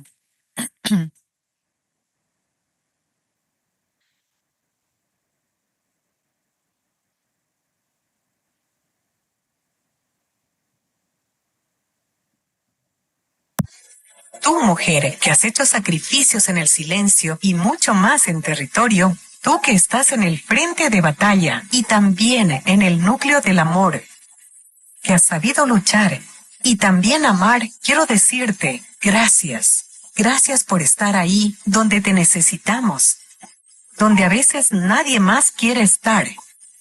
Gracias por tu actitud heroica ante la vida. Gracias porque has dejado frutos. Mantienes la esperanza y llenas de inspiración. Gracias a ti, mujer, no porque sea tu día, sino por la grandeza. Not because it's your day, but because of your grandeur from the day that you were born as a woman. Capitán de navío, Mónica Jimena. Captain Mónica Jimena Carrillo Toscano. On behalf of the IADB, we want to thank you for your time dedicated to share with us your knowledge, experience, and lessons learned that helps to strengthen the incorporation of women in operational activities. This incorporation, as you mentioned, has been a challenge that involves many adjustments in structure and organization, but these are the changes that have allowed us to evolve. And you have the gender policies that you mentioned, with which we eliminate gaps in equality and non-discrimination. This is very important for your incorporation into military activities. Thank you very much, and greetings to all the public of Ecuador. And right now, we send a cordial greeting to que en esos momentos asciende a una cantidad de alrededor de 21,000 personas 21,000 persons registered 66 diferentes from naciones. 66 different Muchas gracias por nations. seguirnos Thank en you very este much seminar. for En continuing este with momento this tomaremos un important receso seminar. programado de Right 5 now, we're minutos, going to take a al final del 5-minute cual break, at the continuaremos end con of el which we're going to programa de este continue with the relevante program of seminar. this relevant Gracias, seminar. nos vemos Thank you en un very momento. much and see you in a moment.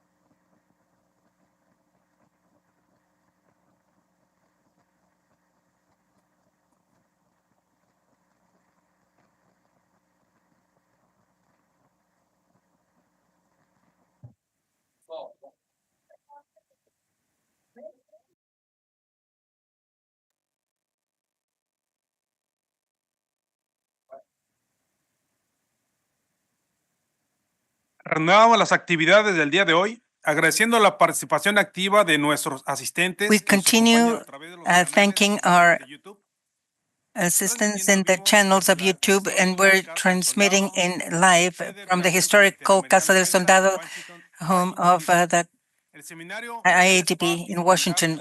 Seminar, Women, Peace and Strategies to incorporate women into the operational activities of the armed forces. We have to highlight that with this event, the IADB homages the International Women's Day celebrated on March 8th. Don't forget to give like. If you have any questions, send them to the messages in the YouTube channels. Annex your email address. Distinguished audience, we notify that the data, information, and opinions and comments issued by the speakers are of their own responsibility. We will continue with our program. It is a great pleasure to welcome the representative of the European Union, Mrs. Axel Nicaise.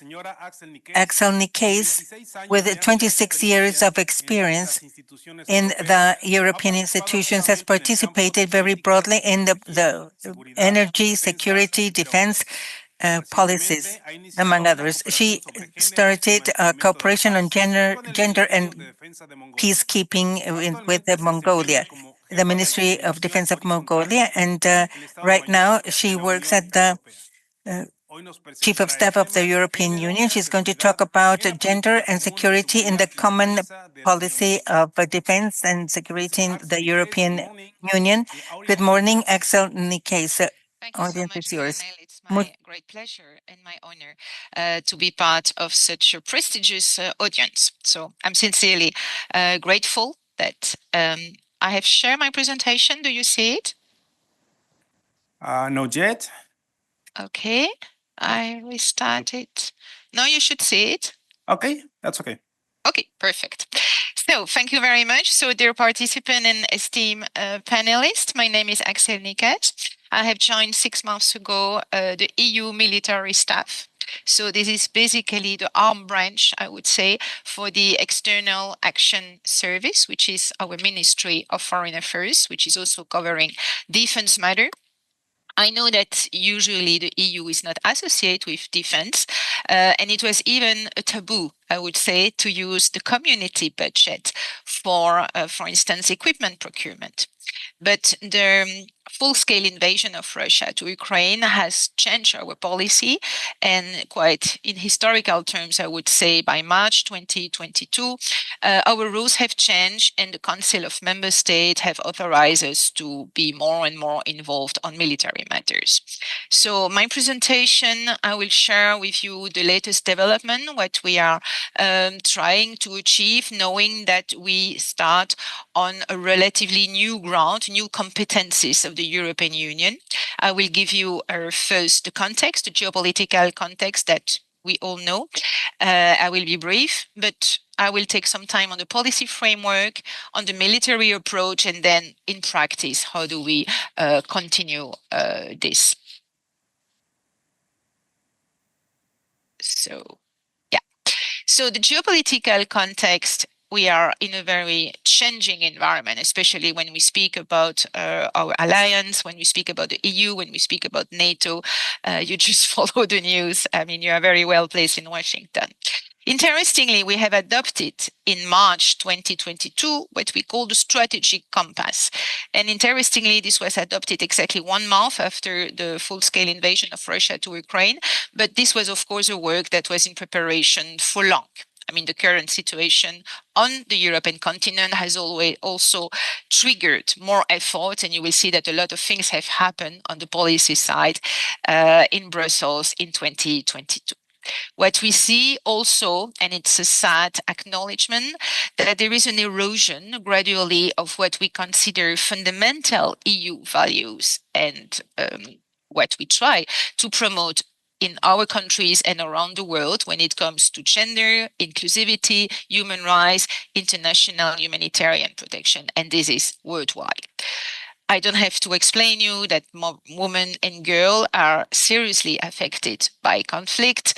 The latest figures we have from our operation in Africa is that 500,000 of Congolese women over the last 30 years have endured sexually crimes, conflict linked sexual crimes. So definitely we stick to the UN agenda on women, peace and security. That we had an excellent presentation already by the UN representative, Ms. Ferreira Costa. So she already gave us a full view on the agenda on WPS. So just to tell you that we are strictly following the UN framework in that respect, and that's following the adoption of the Council conclusion on women, peace and security. The way the EU function is that every decision is taken by consensus by the community of member states. We are 27 member states. So we see that there are new security challenges such as climate change, cyber attack, disinformation, which is also particularly affecting women, which will undermine the promotion on gender equality and human rights. These challenges is also the blurring line. No, the hybrid threat, blurring line between combatant and non-combatant, between the civilian side and the military side. And that is important to work on this nexus, because lack of inclusivity is the root cause and driver of conflict, among other aspects. So what is the policy framework? I just situate the context. What is our policy framework? As I mentioned, our reference document is the United Nations Security Council Resolution on Women, Peace and Security. We have our own internal document. I will spare you the detail just to give you an overall idea of what we have. We have the GAP, what is a Gender Action Plan. I mean, the acronym, I think, is quite self-explanatory. We are already now in the third phase of the GAP. And what is included is the WPS agenda. I mentioned the strategic compass that defines our new take and orientation on defense and security, adopted in March 2022, when we have enhanced this element on human rights perspective. We have the Council conclusion on WPS, Seminar in 22, and we try to have as much as possible an integrated approach, bridging civilian and military. If we take, for instance, cybersecurity, hybrid threat, it's evident that we need this nexus to be fully functioning.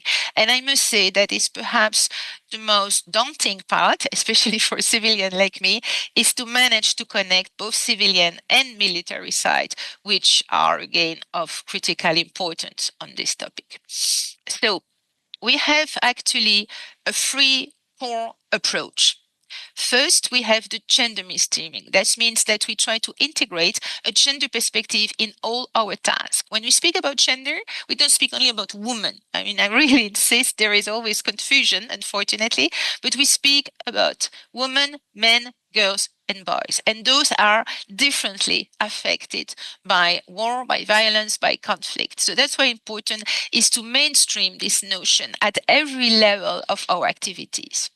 Now, that is the horizontal approach, but we have also targeted projects when we will support dedicated related activities. For instance, in our civilian mission, we would have special training for female police officers, for law enforcement, particularly taking into account this gender perspective. And of course, the third point is dialogue, to raise gender issue with all our partners, which is critically important when we developed mission and we deployed mission and operation on the ground. We have a focus both on internal and external integration. I will come back to both internal and external later on. So we have an intervention at strategic level. This is the mandate for a common security and defense policy mission and operation. We have capabilities, political strategic objective. At strategic level, this is integrated at the decision making. Then the operational level, we have our targets under the CSDP missions and operation. We translate a political strategic objective, but also dedicating specific analysis to the operational environment.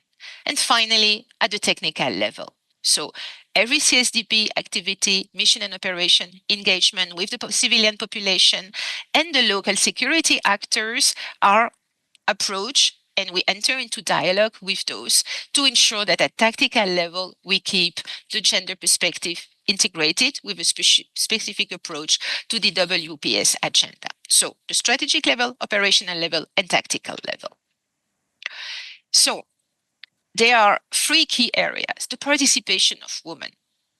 So we have seen already through the previous presenters that it remains a challenge to have sufficient representation of women in the armed force, and there is no exception in the EU side on our common security and defense operation, as we are amounting a little 6%. We are even not at a two-digit figure. So it's clearly not enough.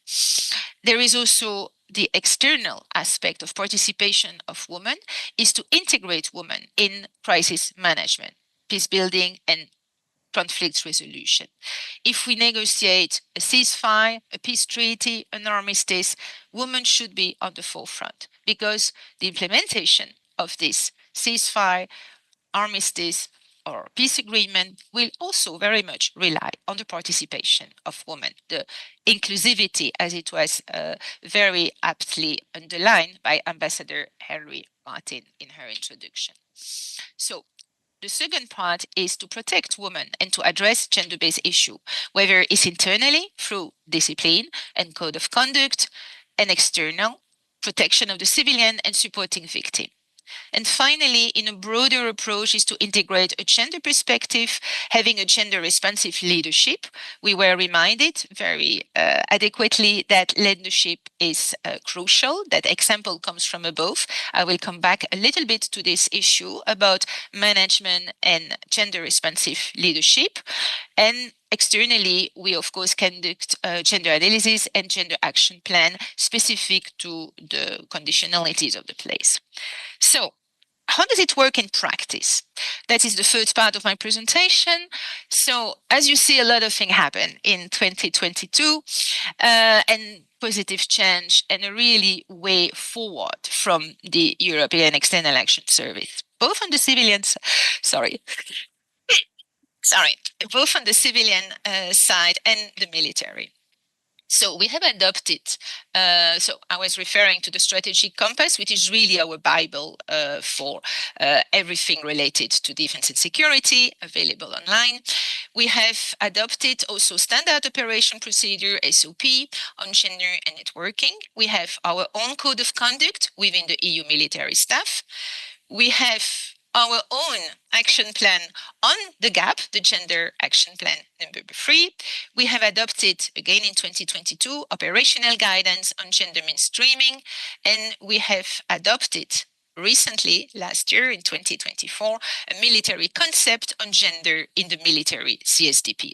So to show you that for us, it's really work in progress. We keep building our profile as a security actor, promoting rule of law, peaceful settlement of dispute, and in every steps we try to integrate a gender perspective. But you see from the various documents that I am mentioning is relatively recent, because our engagement and our priorities on defense and security have been boosted considerably with the current situation on the ground.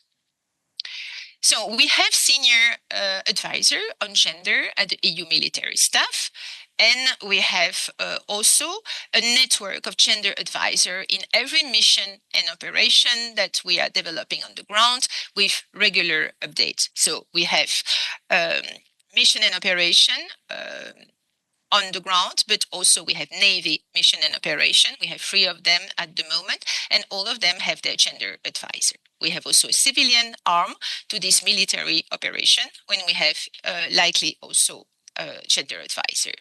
So we have regular meeting with those gender advisor. We have also a joint meeting with the human rights advisor, and we have 2 military networks who are meeting every month to share experience, to give their own feedback, because exactly like the aim of this seminar, there is so much to learn by exchanging notes and sharing practice and knowledge. So we have also mission operation monitoring team, and we have our gender advisor, military gender advisor, as I was mentioning earlier.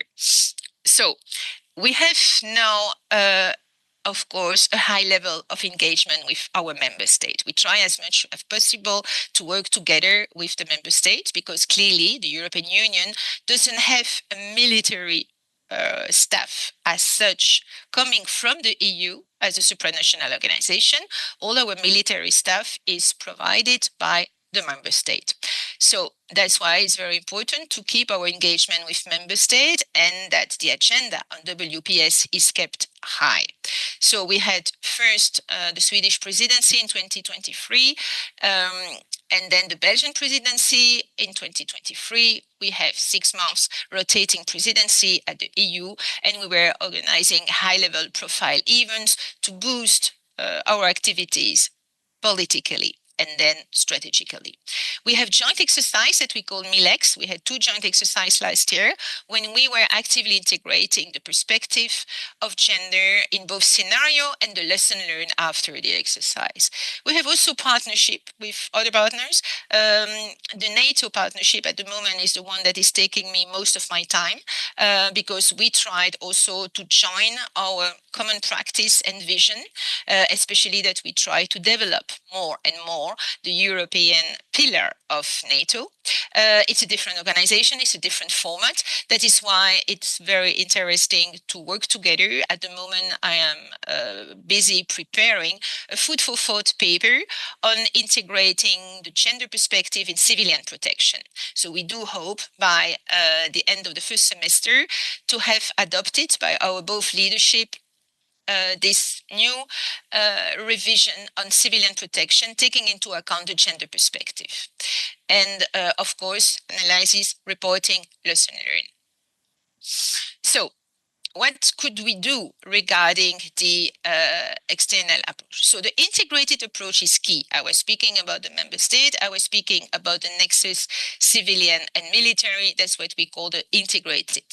It's extremely important to have also the regular tools to promote gender. On the hand and undermine is the sex disaggregated data, for instance, again, to understand that conflict, war, violence affect differently men, women, boys, and girls. So the whole CSDP project cycle, whether is integrating those perceptions, whether it's the mandate adoption, the mandate implementation, or strategic review, and engagement with stakeholders, exactly as I am doing with you today, is also an opportunity to be stronger together. So the internal perspective is the learning by example. We were speaking about the importance of the leadership. So what is my experience in 6 months is that I noticed that the senior management commitment is complete. It's 100%. There is absolutely no doubt that the senior management is convinced about the necessity and active in the promotion of the gender agenda and the gender perspective. The point is more in the middle management. So maybe in the ensuing discussion that you might have, it's I don't know if you have a similar experience, but the middle management is a little bit delayed in its understanding, promotion, implementation. And I do insist that this is something that should be both promoted by men and women within the armed forces. So there is also issue about working environment, human resource, that is very important. To have training to sensitize or both men and women to those questions, relying on gender expertise through gender advisors, and having a network when we can share, lesson learn, and improve the management. So these are the main tools that we are using. So to conclude, what is the conclusion that I could put here?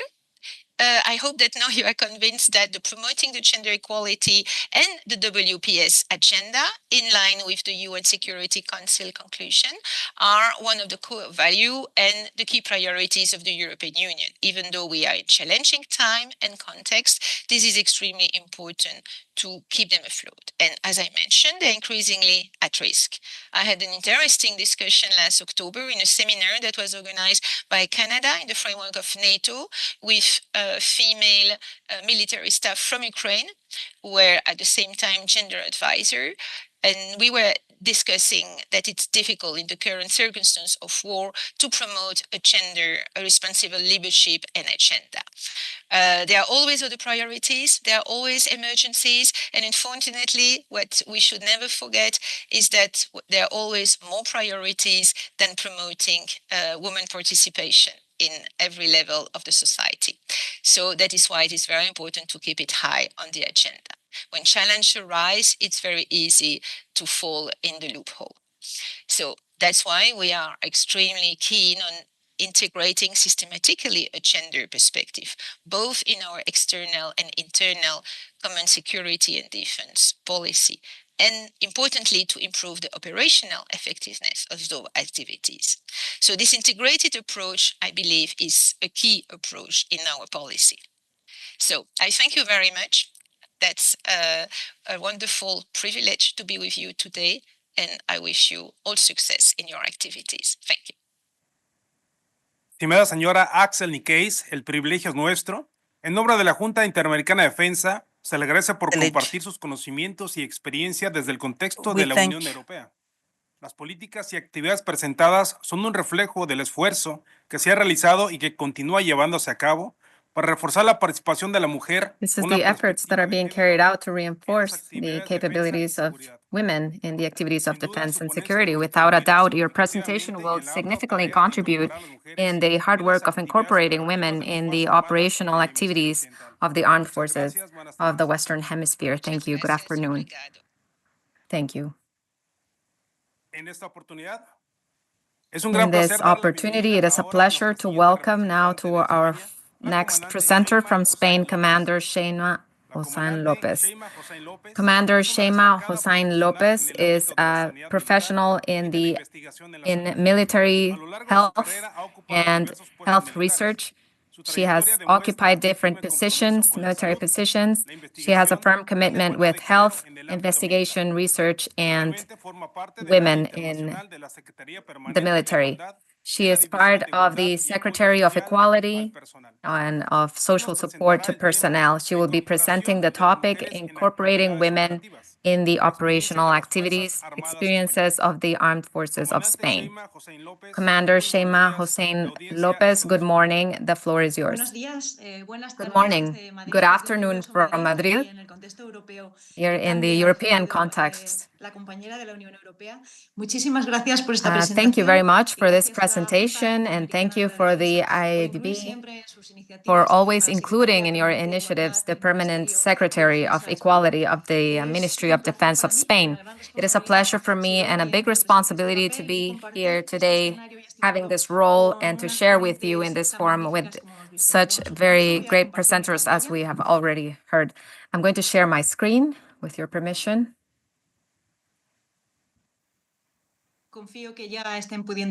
I trust that you can see it. Is this right? Yes, we can see it. Thank you. So thank you for your presentations. We're going to proceed with this brief presentation of incorporating women in the operational activities and the experiences that we have in the Spanish Armed Forces. From my point of view, a very good integration of women from a historical point of view and operational point of view is always something that can be improved, and we're here to learn from each other. I'm going to focus my presentation in... Next, I'm going to define this. 1 second, because I think there's an issue. Okay. So there's 5 key lines, 5 strategies. So in this graph, they are represented, and we're going to discuss one by one, starting with eliminating restrictions of access due to gender, an environment free of sexism and discrimination to include women in the culture of defense, how to reconcile other roles, social and family roles of men and women, and also to adapt the team and the physical training in order to adapt it to the physiognomy of all the military personnel. So first, we're going to start with the elimination of restrictions based on gender, which is a structural discrimination. And this is restrictions to operational positions and also to the training required to occupy these positions. And this is talking about restrictions based on sex or gender, because there's no doubt that women can reach and they have these capabilities, but there's also a need for a differentiated training, as we can see later. In the case of the process of integration of women to the armed forces of Spain has been parallel to this. We started in the year 1988. There were women who had a university career, and a year later they entered. The women without a career started entering for 3 or 5 years in the academies, and then they left with their respective rank. Then 3 years later, all the troop and Marine had access also to women. And then in 1999, the access was opened for women to occupy any destination on the armed forces. This was very important on the recruitment. It had a very big impact. We can see how the initial access, basically the percentage of women was 0. And those years, women were integrated. The 10 women that we have now in Spain in general positions, but then the access to the troops and to the Marine, and also the possibility to access all types of destinations, this is what made a very significant change on the recruitment in Spain. We can say that last year, in the year 2024, these are the numbers. There's still some disparities as far as the applicants to enter the armed forces and people who are completing the itinerary to be integrated in the armed forces after going through the trainings. And we can say proudly that we are above the means of the countries from NATO. So, of course, we have a long way to go, but a lot of lessons to learn, of course.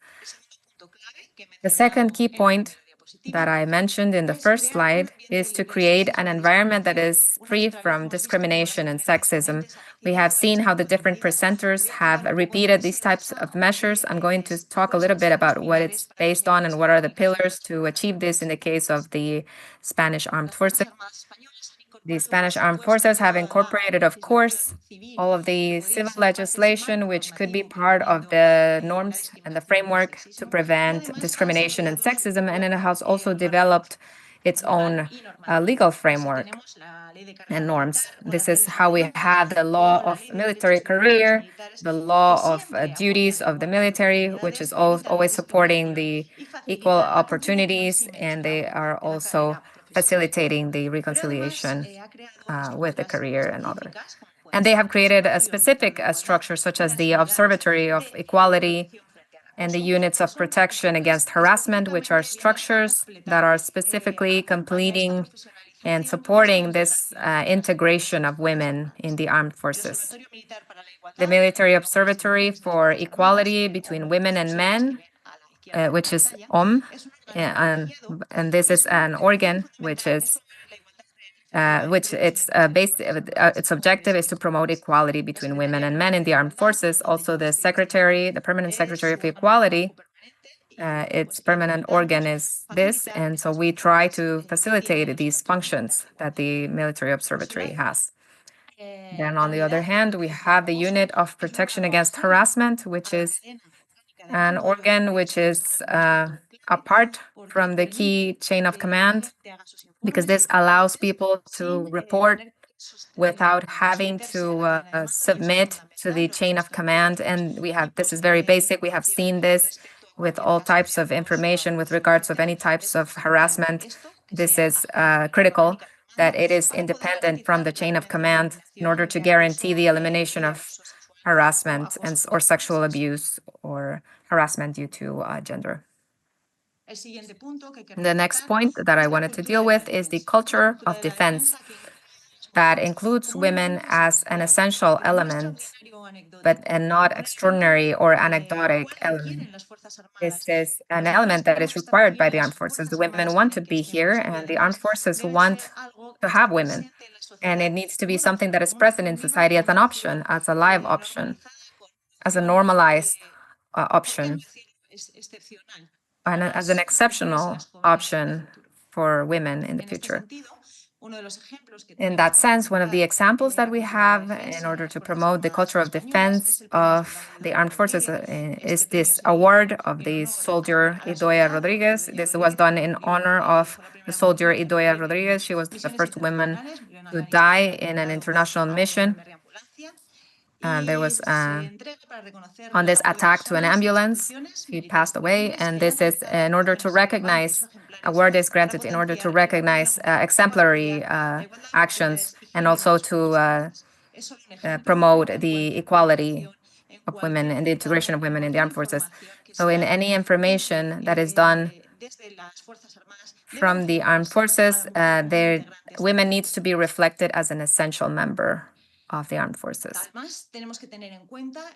Also, we need to take into account the roles that women and that also men have in other spheres, such as family, socially.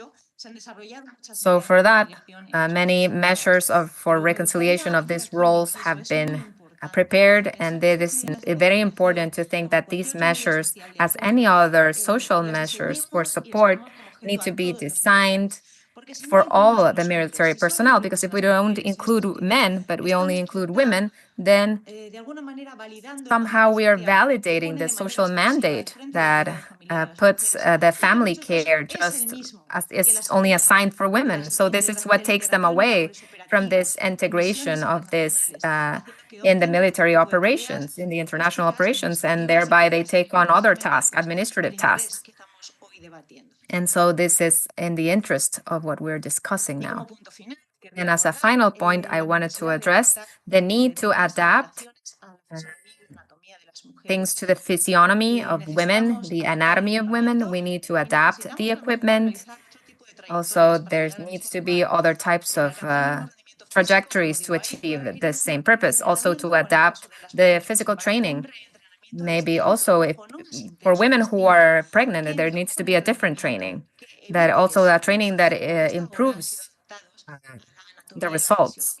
Because for now, they have been only adapted to the physiognomy and anatomy of men. Because this is not just to make things easier for women, but this is to avoid things to be difficult for women. Yes, of course, our physiognomy is different, our back is different. Why aren't the bags and the vests going to be different? So then we have to diminish the risks, and we need to increase the efficacy with this, which is what we're looking for with the integration of women in the armed forces, to increase our potential of human resources and to get all the benefit that we can get out of that 51% of the society, which is women in the armed forces. And these are the 5 key pillars that we have prepared for this talk, which needed to be brief, but I am available for any questions on this email, for any questions or observations that you need to ask with regards to this presentation. Thank you. Dear Commander Sheima Hossein Lopez, thank you in the name of all the members of the IADB. We express our most sincere thanks for your participation in the seminar. Without a doubt, your strategies that were presented reinforce our knowledge in this topic of everybody who has heard them, and this also promotes the incorporation of women in operational activities in other armed forces, the incorporation in an environment free of sexism and discrimination, as well as inclusion as an essential element, just as you mentioned. Thank you for your participation and good afternoon. Thank you. Thank you, and I wish you success. Goodbye. And gladly, we will welcome one of the 2 representatives from Mexico, Lieutenant Colonel and also Nurse Maria de Jesus Neri de Ferrer. Lieutenant Colonel Maria de Jesus Neri, she came out of the Military School of Nurses She has studied in Mexico, Argentina, and the United States. She has also provided her services in the General Staff of the Secretary of Defense, and she is an interim chief of the Observatory for Equality of Women and Men in the Army and Mexican Air Force. She will be presenting the topic strategies to include women in operational activities of the Armed Forces of Defense. Lieutenant Colonel Nurse María de Jesús Neri Ferrer, good morning. The floor is yours. Thank you very much, Lieutenant Colonel. I'm going to present. Please let me know if you can see my screen. Not yet.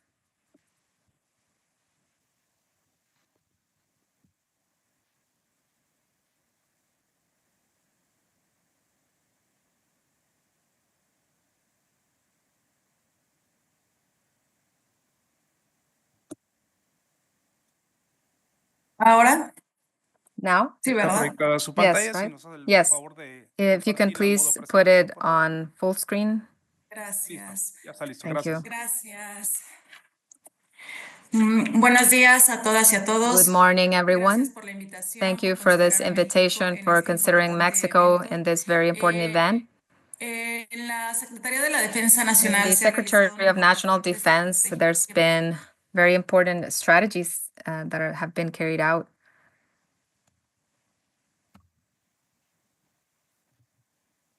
Incorporar a las mujeres en actividades operativas. In order to include women in this operational air forces. What is the most important strategy that has been taking place from 2021 as of now?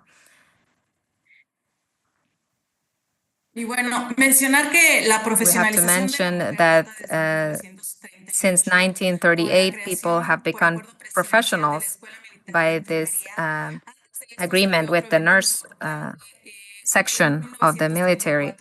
Then in 1934, the first women came to the army, and then afterwards in the 1970s, it was a very important decade because the women were allowed to enter these medical schools, the medicine school, and also the dentist school, and also the communication schools, such as the transmissions school of the military. Then in 2007, this is another very important phase of this incorporation of women in the Army of Mexico. There were positions that were open that had been formerly exclusively for men, such as the aviation, engineering, military school, and the war upper school, superior school.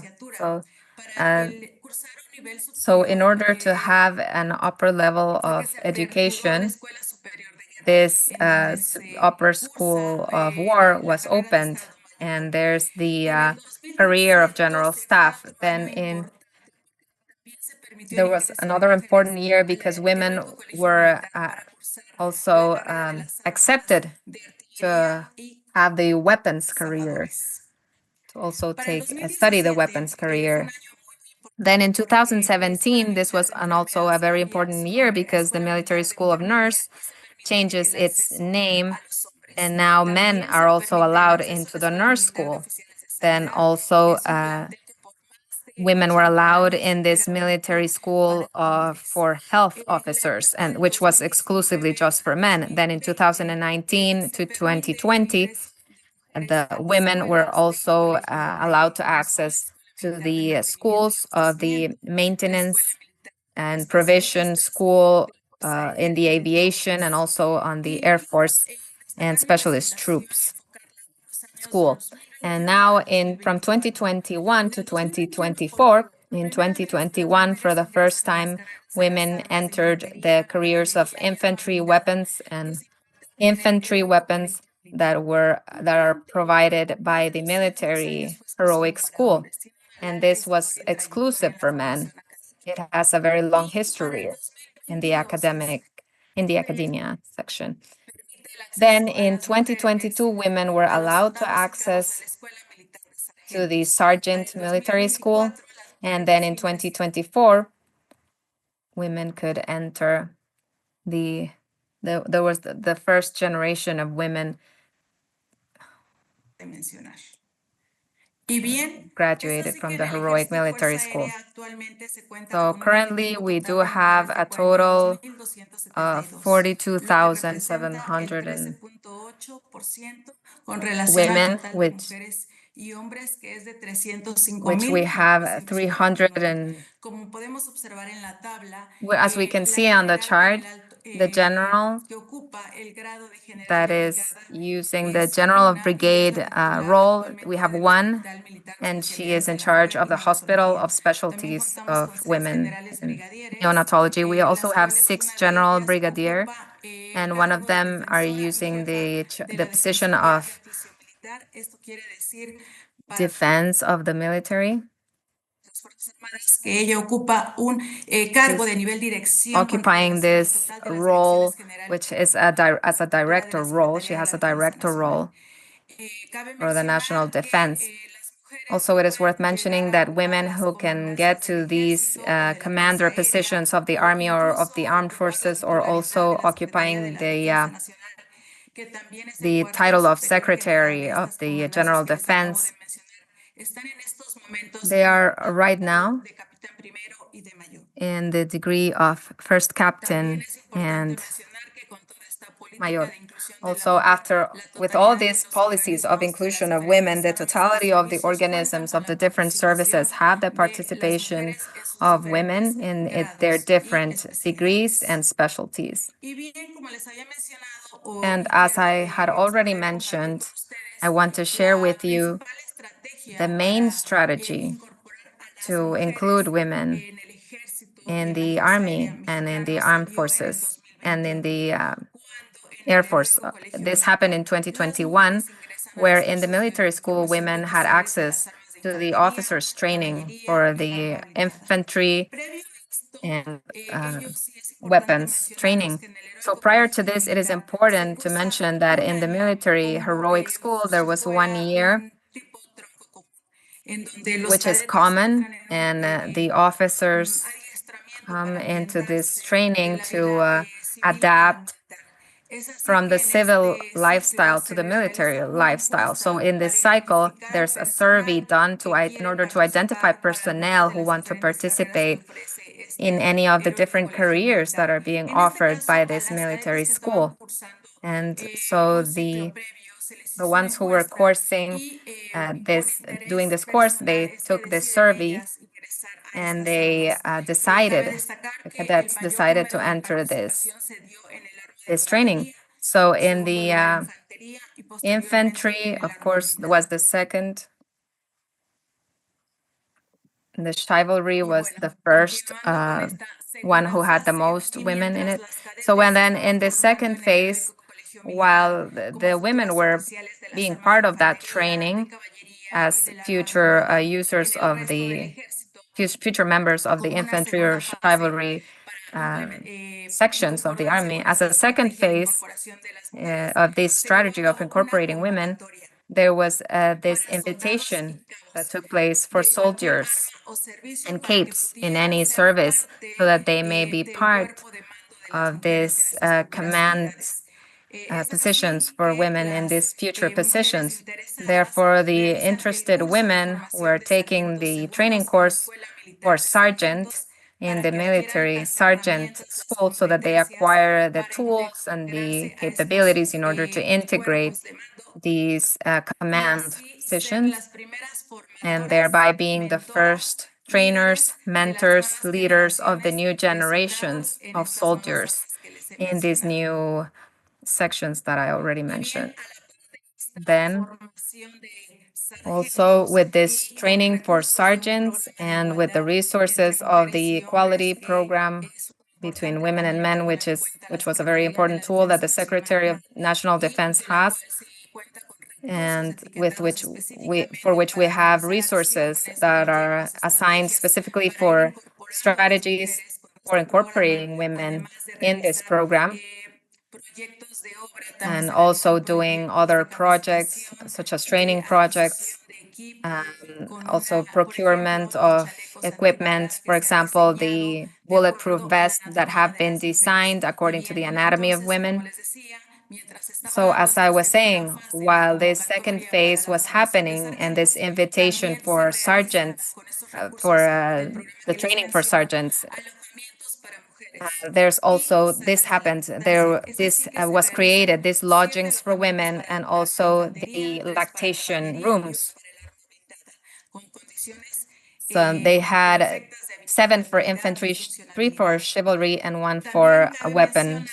And also we had these rooms that were prepared according to the territory of the country, for example, in the north, in the center, and in the south of the country. And also it was taken into account the fact that they were located in the units that were near an area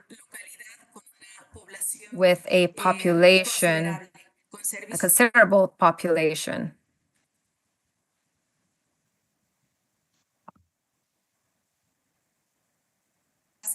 And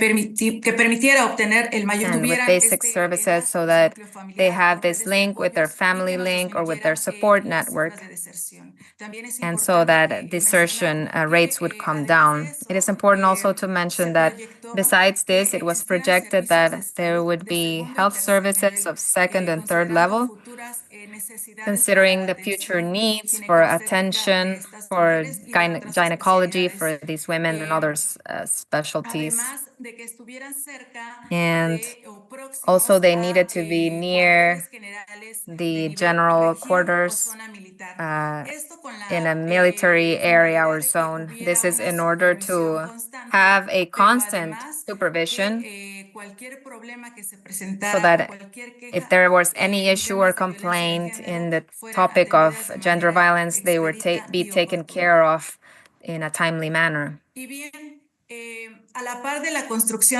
Then also, together with the building of these lodgings,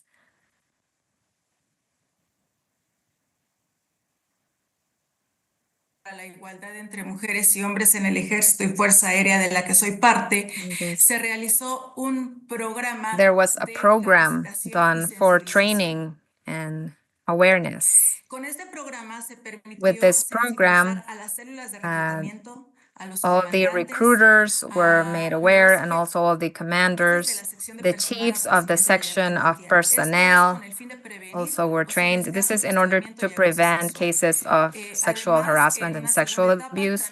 Then in the second phase, we also trained the rest of the members of the units. This means the entire, all the capes, the sergeants of all the units. Then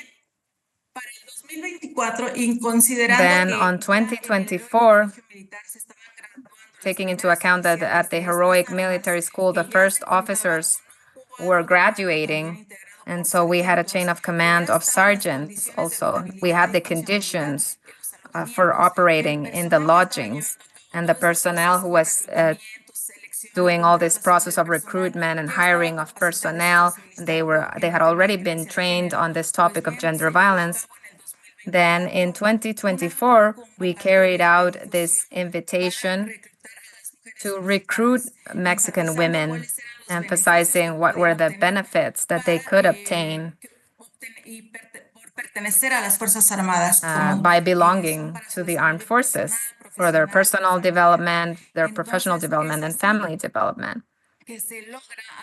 So this is how we achieved, through means of communications on the official networks on TV and radio, to have a bigger number of women to belong to these units of infantry, chivalry, and armored weapons. And also it is important to highlight that it was not only a matter of integrating them and to have these small units, that these women, they have also been mixed in the sections, in the other sections that had already existed.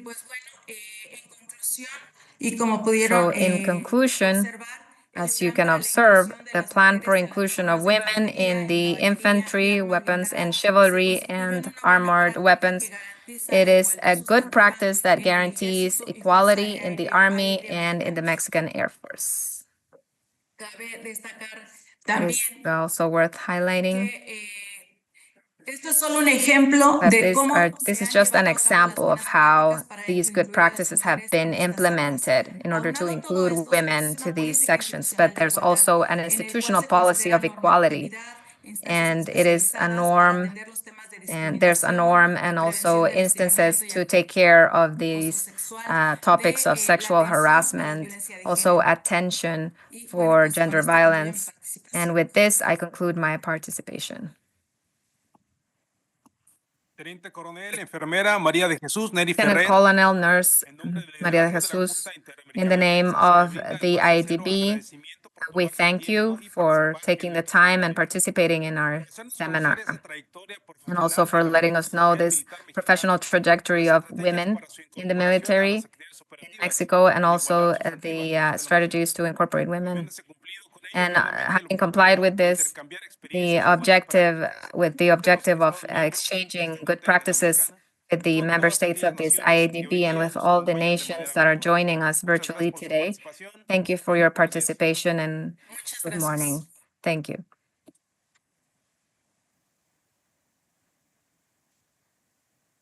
A continuación, damos la bienvenida a la segunda representante de México. Next, we will welcome the second representative from Mexico.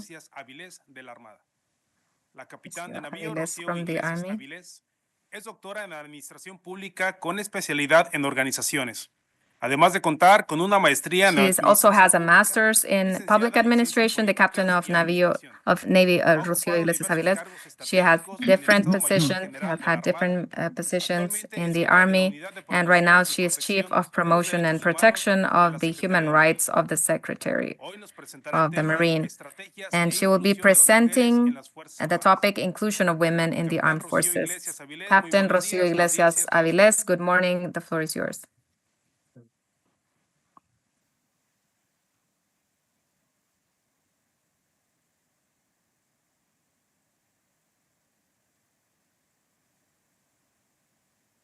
Mi capitán, buenos días. Si nos tiene a la escucha, la audiencia es toda suya, tiene la palabra. Muchas gracias, buenos días. Thank you, good morning. Vamos a compartir pantalla. We're going to share the screen.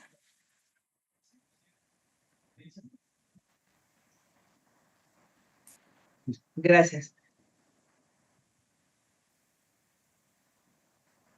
Mi participación el día de hoy. My participation today is called Strategies to Incorporate Women in Operational Activities in the Navy Secretariat of Mexico.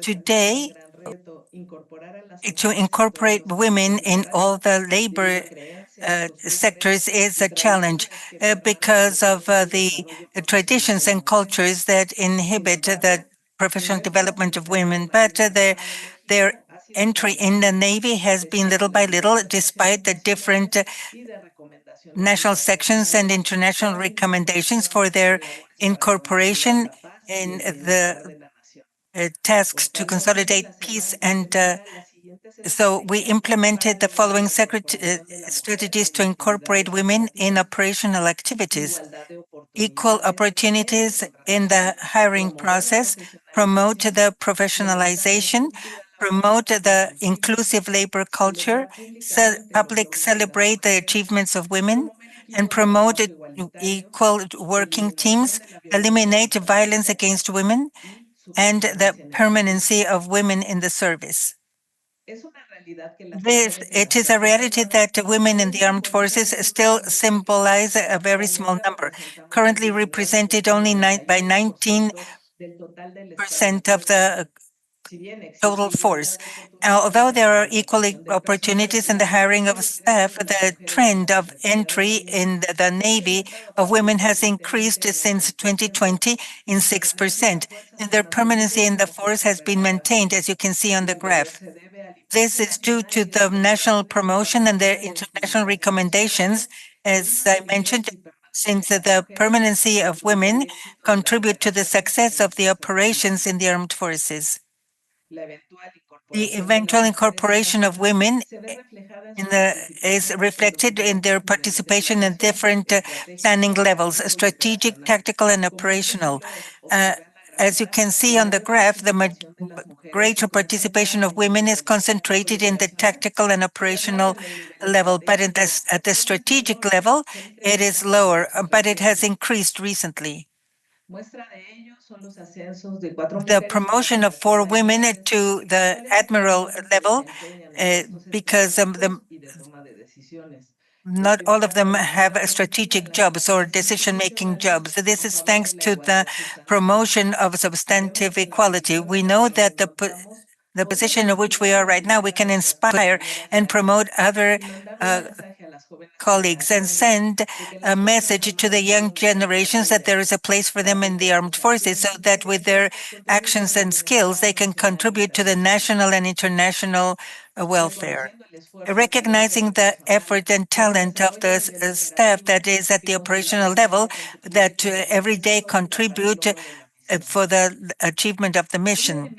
One essential element has been the professionalization of women, for which we have an education offered by the Navy University in the different levels of education, like training and technical professional, postgraduate, and doctor's degree, in order to prepare leaders in the Navy profession known and recognized internationally and nationally because of their integral education, as well as for their contribution in the knowledge, research, and innovation and technological development for defense, security, and development of the Mexican state. And this shows that in 2008 to date, the heroic Navy military school and the medical schools and the nursing school and the technical professional schools have graduated as 1,624 women that with their leadership have really incited in the decision-making positions. The Secretariat of the Navy has a labor equality policy and non-discrimination whose main objective is to eliminate all the historical gaps, promote substantive equality, and guarantee equal opportunities for the personnel of the institution. Among its strategies, we have some affirmative actions for vulnerable groups, training to sensitize their staff, and cultural change and structural change.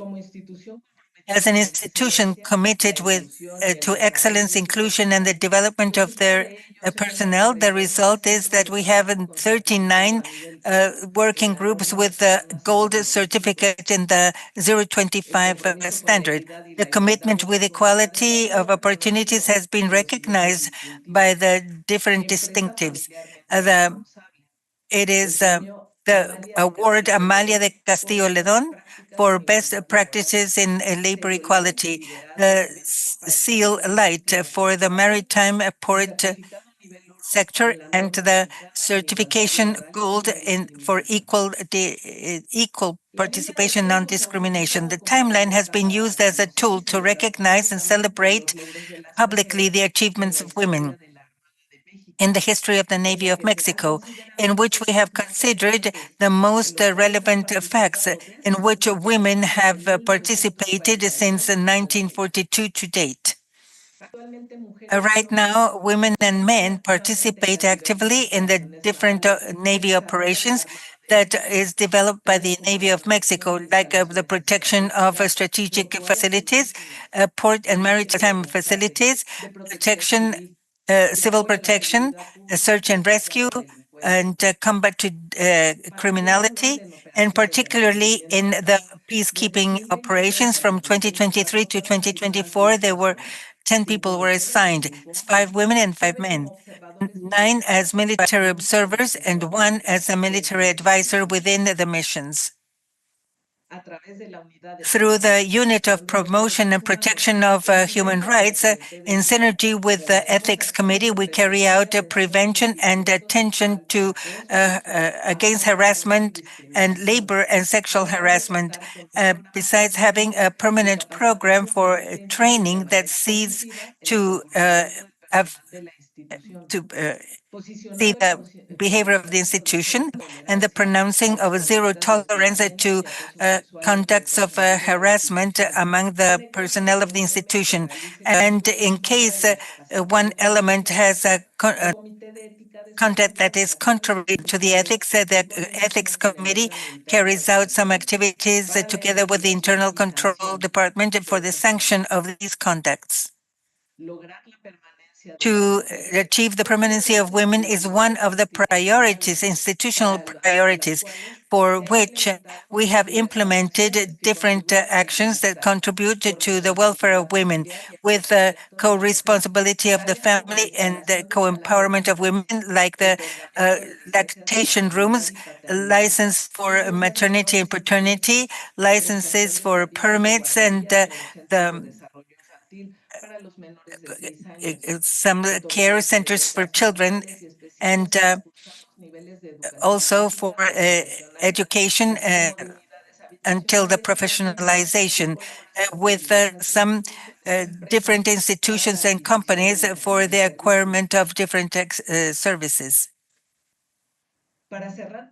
To close my intervention, I allow myself to share with you that from my perspective, the inclusion of women in the armed forces has become an essential means for the success of military missions and peacekeeping processes. This is why women is immersed in different Navy environments. Nevertheless, there is still a long way to walk, since the current situation that the world faces with regards to gender violence, it is necessary to walk faster to close this gap of inequality. The institutional challenges for the Navy women of all the services to participate actively in the three levels of planning: strategic, tactical, and operational.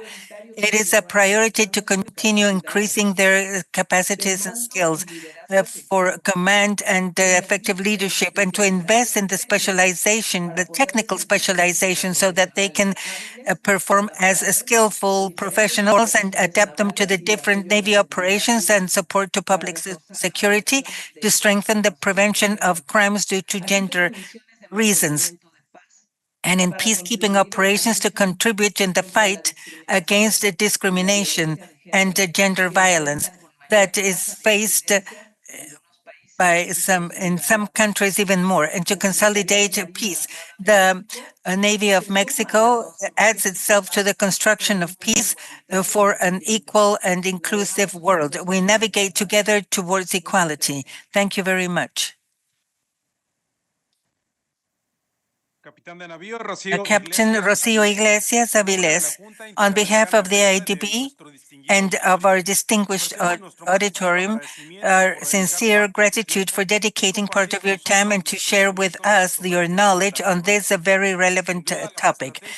Undoubtedly, the strategies presented to our audience will serve to strengthen the incorporation, permanency, and participation of women in the armed forces, an essential element for the success of operations. So thank you and good afternoon.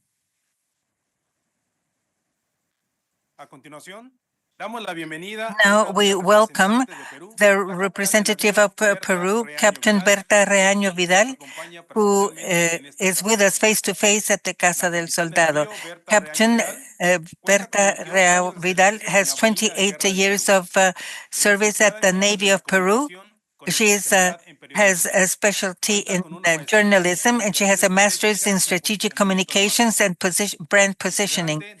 She is member of the team for the implementation of the resolution of the Council of Security of the United Nations, number 1325, Women, Peace and Security of the Ministry of Defense of Peru.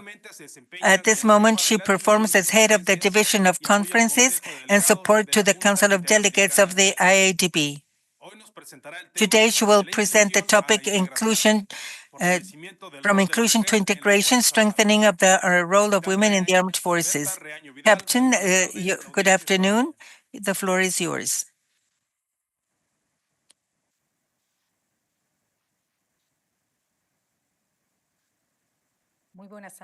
Good afternoon. Before we start with my presentation, I want to thank the IADB for promoting this type of spaces where we highlight the work of women in each one of the countries, and we try to reach the closing of gaps and have equality, especially in the military sectors. Secondly, allow me to thank the War Marine of Peru that allows me to address you.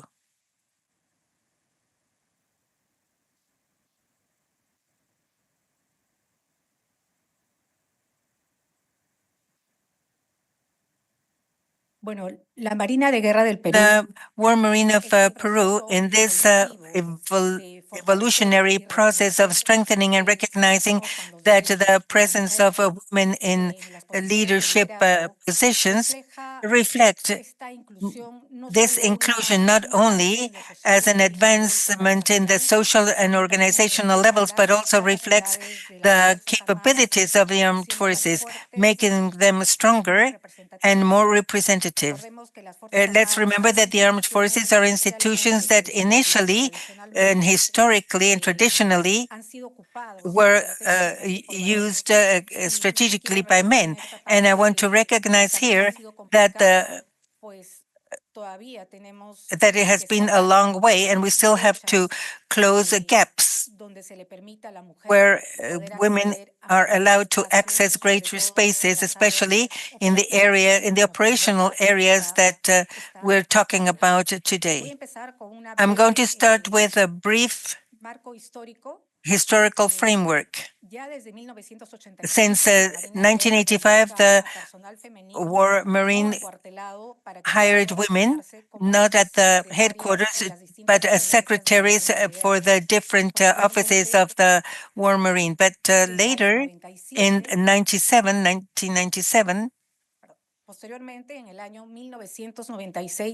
1996, the law where women can enter the training schools at the Navy of Peru and also the CITEN, the Technical Institute for NCOs.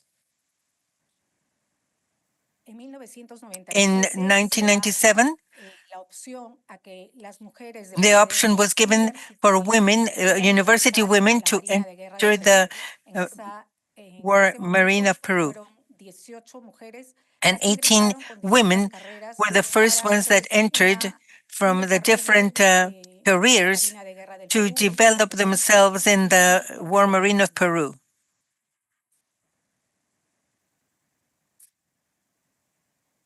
In 1998, there is a milestone in the history of the Navy because the first promotion of officers entered the Navy and had 18 women, and I'm going to center myself on the career line of these officers. For this, I need to stress that within the different strategies to enter women into the operational areas, they studied a series of components, among which I can highlight the legal framework that regulates the participation of women, and without this, it would have been impossible to integrate women. One of the issues is the law that allows all women the permit or license before and after giving birth. And this because before it was just for men. And now officers have a leave of 1 week in case their wives give birth to a baby. And later, within the same framework, we also prepared the structure, and the most important thing is the consideration as a serious fault, sexual harassment. For this, we have developed from that date, 1997 to date, a series of campaigns, not only at the schools, but also at the national level, where we have to respect the role of women and respect gender, and that we integrate women fully into the Navy or military system so that it is not just a theory.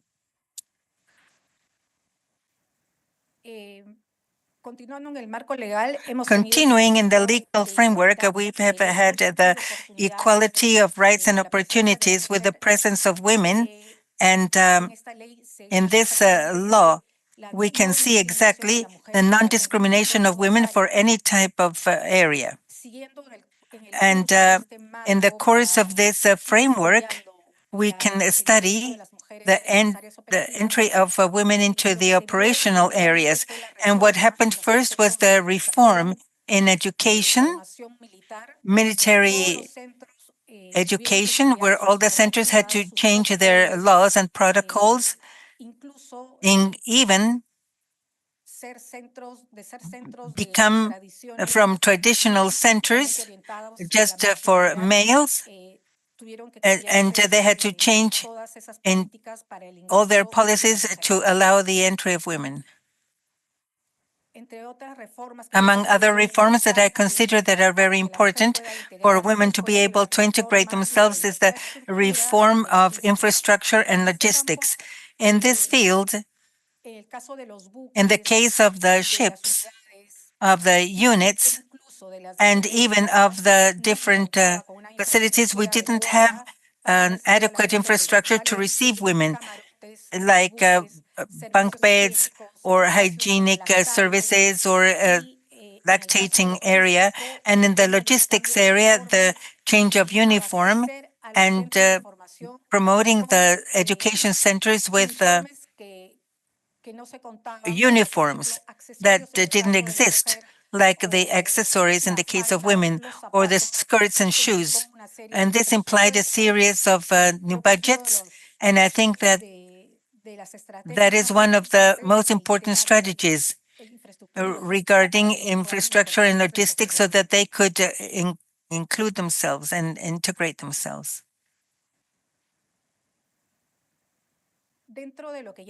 Within what I said, we also have the cultural change and leadership change and the inclusion policies and the expansion of opportunities.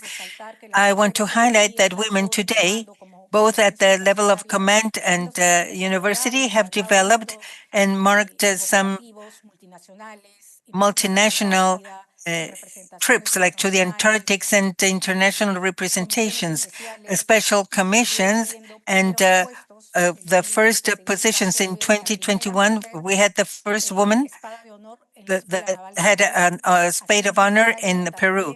And that year, a woman was also the first position in the school of CITEN, which is the Technological Institute for NCOs, and she was the first position over 550 students.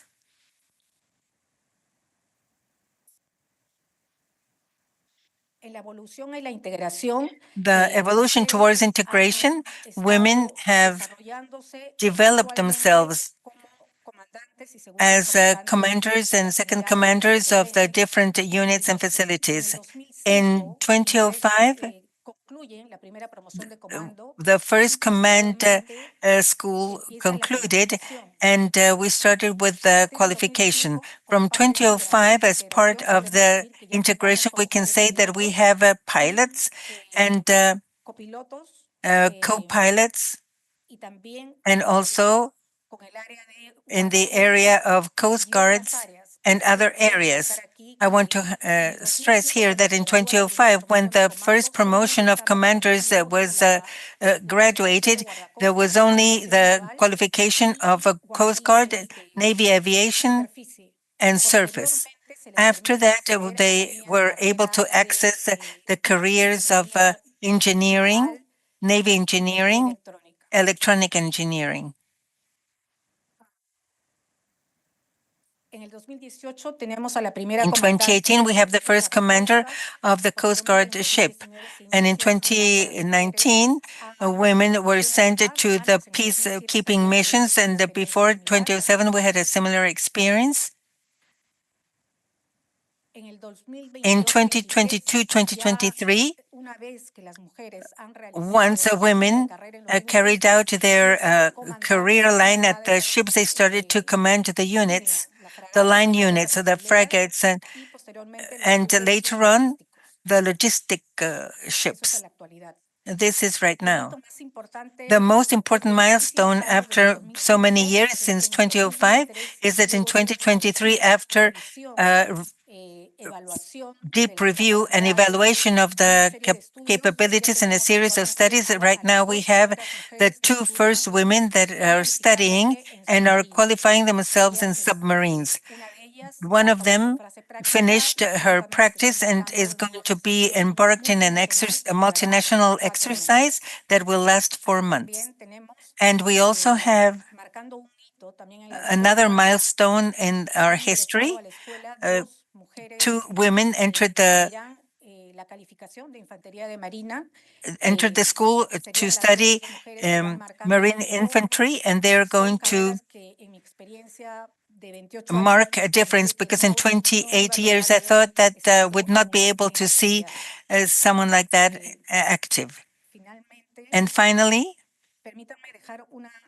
allow me to leave a reflection and tell you that in April, I'm going to celebrate 28 years of service in the War Marine of Peru, in this great ship that has brought us a long route to my promotion through the seas, calm seas, and with winds against and for us, and that dragged us towards coming back to find our own route. So today I can say that we are a very large number and significant number of women that is part of the crew of this ship, that is full of convictions, discipline, and strength, and that we are sure that we are adjusting the route that is necessary. And I'm sure that this trip has not finished, but we are navigating in the correct direction. And finally, I wanted to tell you that in the 21st century, the War Marine of Peru is advancing towards a vision where, beyond the gender differences, we want to concentrate on the capacities, profiles, and competencies for the success of the mission. And finally, I want to say that it has been in this long trip, the long journey, I am convinced that we're going to reach a port with a better horizon than the one that we have right now, because where we can include women both in the administrative and operational areas, and where in reality there is a full integration to achieve equality and the closing of gaps that is so important between men and women in the armed institutions.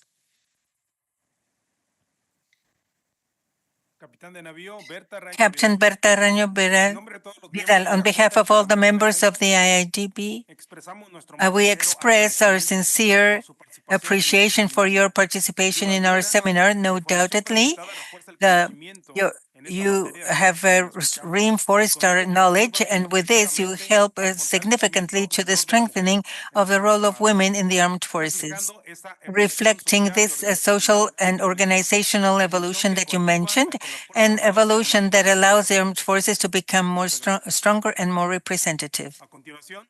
To continue, we welcome our next speaker, Colonel of the Air Force of Peru, Elizabeth Zorrilla Castro.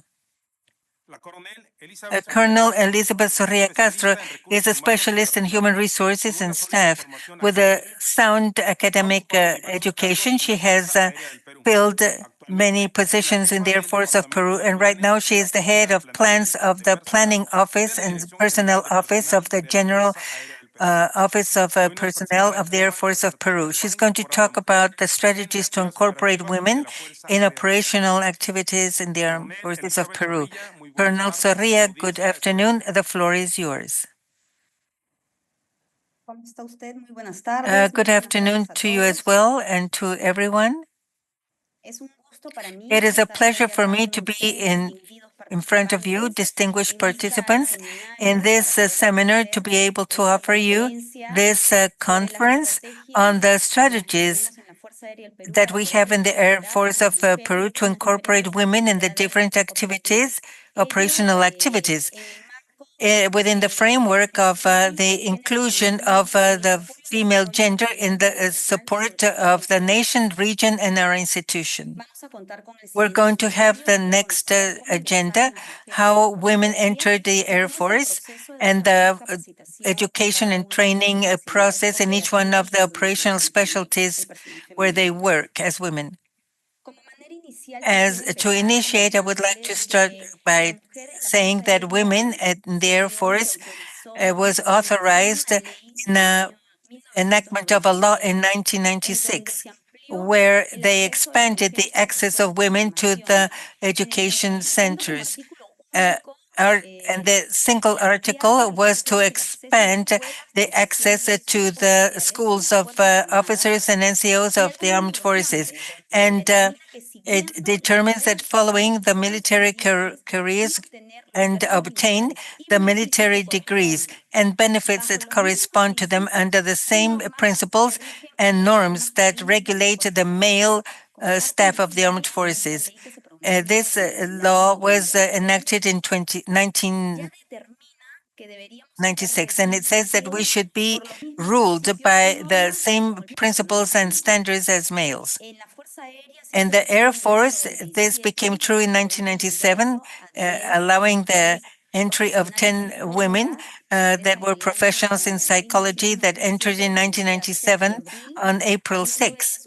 And they opened the road to give support to the next year for the entry of the first cadets in the officer and NCO education centers. On the same date, 120 persons entered and 30 of them were women. And they were administrators. They still didn't have any operational specialty. And I was part of this group of officers that entered on that year, 28 years ago. In this next chart, you can see that we have a percentage, a reduced percentage of women, both as officers and technicians and NCOs. We had 26% with regards to the compared to the male. We have different specialties. We are part of administrative and operation specialties and area technical as well. Since we entered the education schools for officers and technicians, we go through an admission process under equal conditions for women and men. And when they enter the school, the officer school, we go through a process of 5 years in which this integral education is developed under academic, doctrinary, psychophysical, and military training. And granting in the doctrine and military aspects, we develop different courses on survival, and where we reinforce some skills and that the officers have to graduate. These survival courses are given both for men and women. Regarding the operational specialties and the pilot specialty, air defense, and intelligence. And we also have an operational specialty of special operations. In these specialties, we don't have women yet, but not necessarily because the Air Force doesn't give them the opportunity, but rather because we don't have women that would like to be qualified and would like to have this specialty. This is why in the next chart, in gray, we have this specialty in gray because we still don't have a female staff to develop this specialty in defense. And I want to specify what is the development of for a military pilot, be it a man or a woman. We have women pilots now. So the development of men and women pilots, they start by going to the Pisco city, and they have 3 different courses there. One of them is the primary course of Alarus Air. It is a fixed wing, and their flight projection is 56 hours. After that, when they graduate from this basic course, they go to the next course, which is the basic course of the KT-1P airplane, and the pilot has to, in a better performance airplane, carry out some tactical flight skills. And when they graduate, then they go to the military pilot course. In this course, the graduates go to a phase of the advanced course and the final phase in which they are qualified as a transportation pilot or the different levels of the pilots. As pilots, they carry out different missions or specialties, and they have the combat pilots, transportation pilots, and helicopter pilots.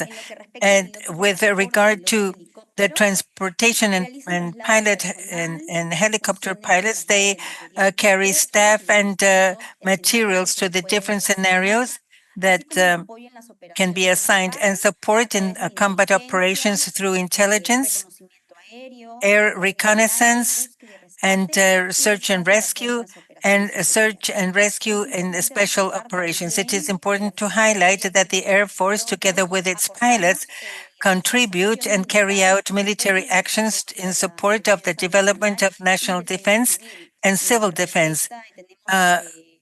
We have the Hope Wings missions, where we take assistance to areas that are distant to our country and support to natural disasters as well. And not less important is the fact that we participate in different multinational exercises like Panamax, ECODEX, and CRUCEX. Now, the next specialty, operation specialty, is the air defense.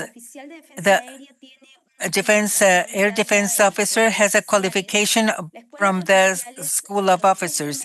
In the first 3 years of this school, they are trained with general courses, and to graduate in the specialty where they're going to develop themselves, that is 2 more years. And they graduate as an officer of air defense, and then can perform as a coverage officer. Similar to the pilot officers, air defense have this coverage course where they have to qualify themselves to use radars. And then they become operational in the different levels of instruction to become instructors. When they finish this course of coverage officer, they can be interception officers or director officers. In this case, when you are at the level of colonel, you perform as an officer in the command post for the different decision-making exercises.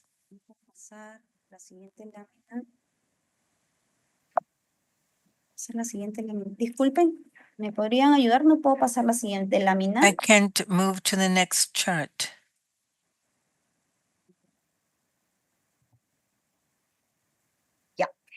La participación como oficial, ¿en qué The se participation as officer, what do they do as air defense pilots? Constantly, the women air defense pilots comply with a training plan where they perform in the different national detachments, participating in the different exercises like Panamax and Ecodex, and also in the different summits.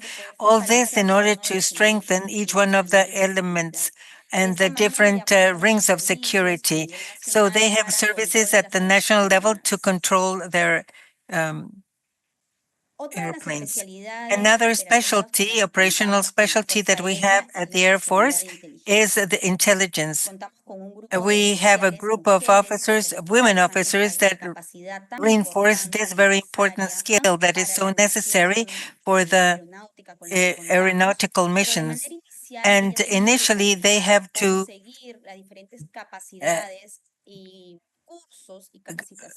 finish all the different courses and trainings in these areas like intelligence, counterintelligence, digital security, image intelligence, sign intelligence, communications intelligence, and intelligence analysts to be able to work in all the fields where intelligence is related.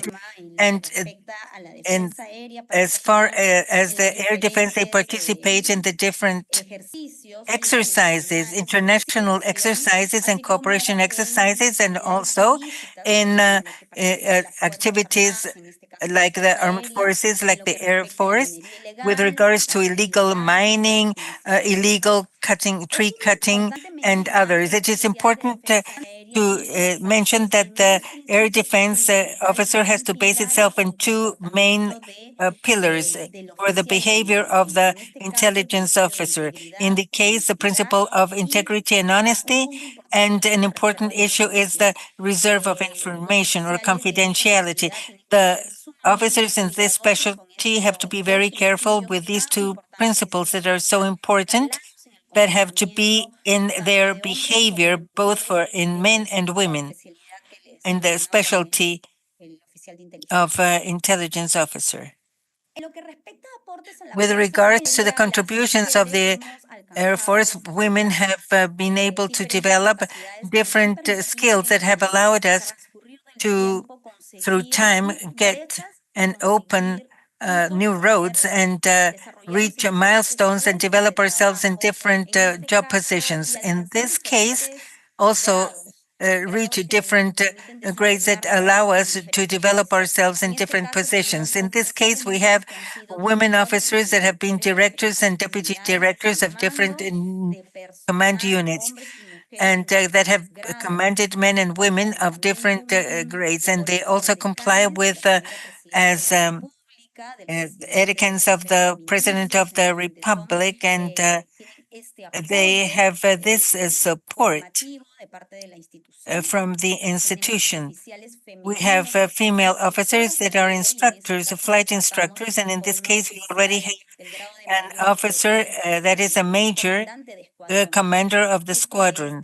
And this Group 51, which is responsible for the first phase of the preparation of a military pilot. And we also have some technicians and NCOs that are responsible of the maintenance of the airplanes. And they have also prepared themselves in the School of Officers and NCOs. And in our professional development, we are able to become heads of different units. And as we obtain higher levels and higher degrees, then we get better positions. These pictures that I want to show you, just to finish, how the different officers and technicians perform in our different duties. And Romina Feijóo, at the top left corner, she's a helicopter pilot. And we see Colonel Meiko, that has been part of the mission in the United Nations, but not only as technicians and officers, but as NCOs as well. Major Yvonne, where she is air defense, and the cadet that has been sent from the School of Officers. In this next chart, I show you how the women technicians and NCOs are responsible for the maintenance of the airplanes that we fly at the national level and throughout the Peruvian territory, and we are responsible for performing equally and fairly in our institution. This is all on my part, and I hope that I have been good to illustrate this topic. And I am very pleased to give you this information and for you to get to know how the Air Force has given us the opportunities to women in the Air Force of Peru. Thank you, Colonel Elizabeth Zorrilla Castro. On behalf of the leadership of the IADB, we want to thank you for your time to participate in this seminar, having complied with the sharing of experiences and good practices in the process of incorporating women in the activities of the Air Force of Peru. Good afternoon. To continue, we welcome the representative of Trinidad and Tobago, Captain Kimba Anais. With 24 years of service in defense of Trinidad and Tobago, she has a master's in aviation management and diplomacy. And besides, she is also expert in leadership, and she has had many charges and positions and has received training in the security and leadership and in Spain and the United Kingdom. She will talk about the incorporation of women in the forces of Trinidad and Tobago. Good afternoon. The audience is yours. Thank you very much. Good afternoon. First of all, it is an absolute pleasure to be here to present on the strategies of the Trinidad and Tobago Defense Force and how we incorporate women into operational activities. So just give me a minute to share my screen. Okay, there we go.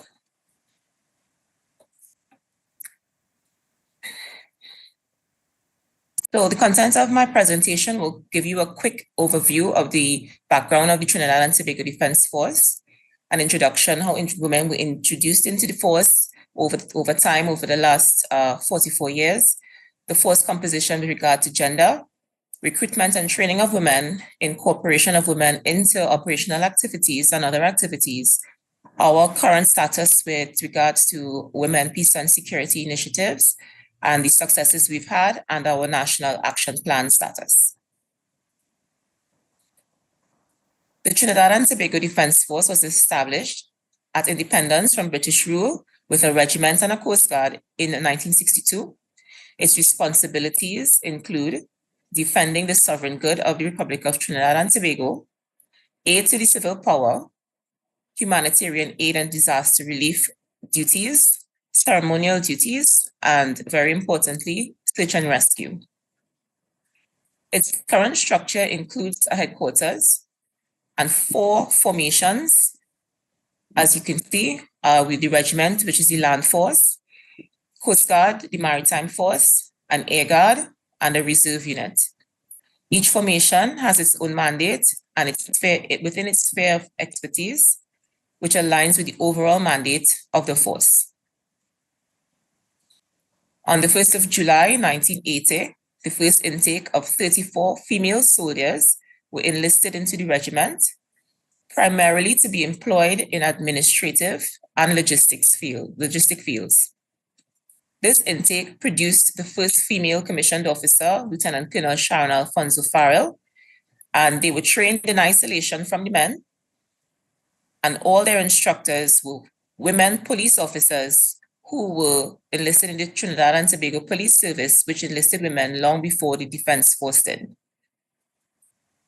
Some 20 years later, the enlistment of women into the Defense Force, initially, the Coast Guard recruited its pioneering first intake of 24 women on the 11th of December, 1998.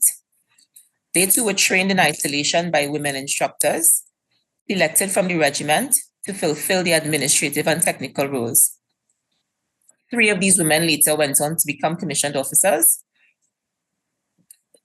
Next was the Defense Force Reserves, who recruited 15 women in 1995, and then followed by the youngest formation, which is the Air Guard, which was formed in 2005, which recruited its first women, 8 of them, in 2008.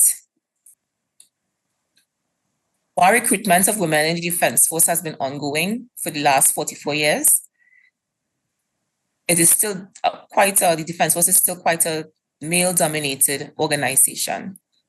As at February 2025, this is the composition of the force, with just 15% female overall throughout the rank. It is worthy to note that this does not reflect the demographic of Trinidad and Tobago, which is closer to 50-50 based on 2025 statistics. Recruitment into the TTDF is conducted now on a force-wide basis, so all the formations recruit together as opposed to separately like they used to. And there is no restriction with regard to quotas where gender is concerned. The best candidate is recruited for the available positions. That being said, the recruitment figures closely match the current force population, with 14% of persons recruited between 2021 and 2023 being female.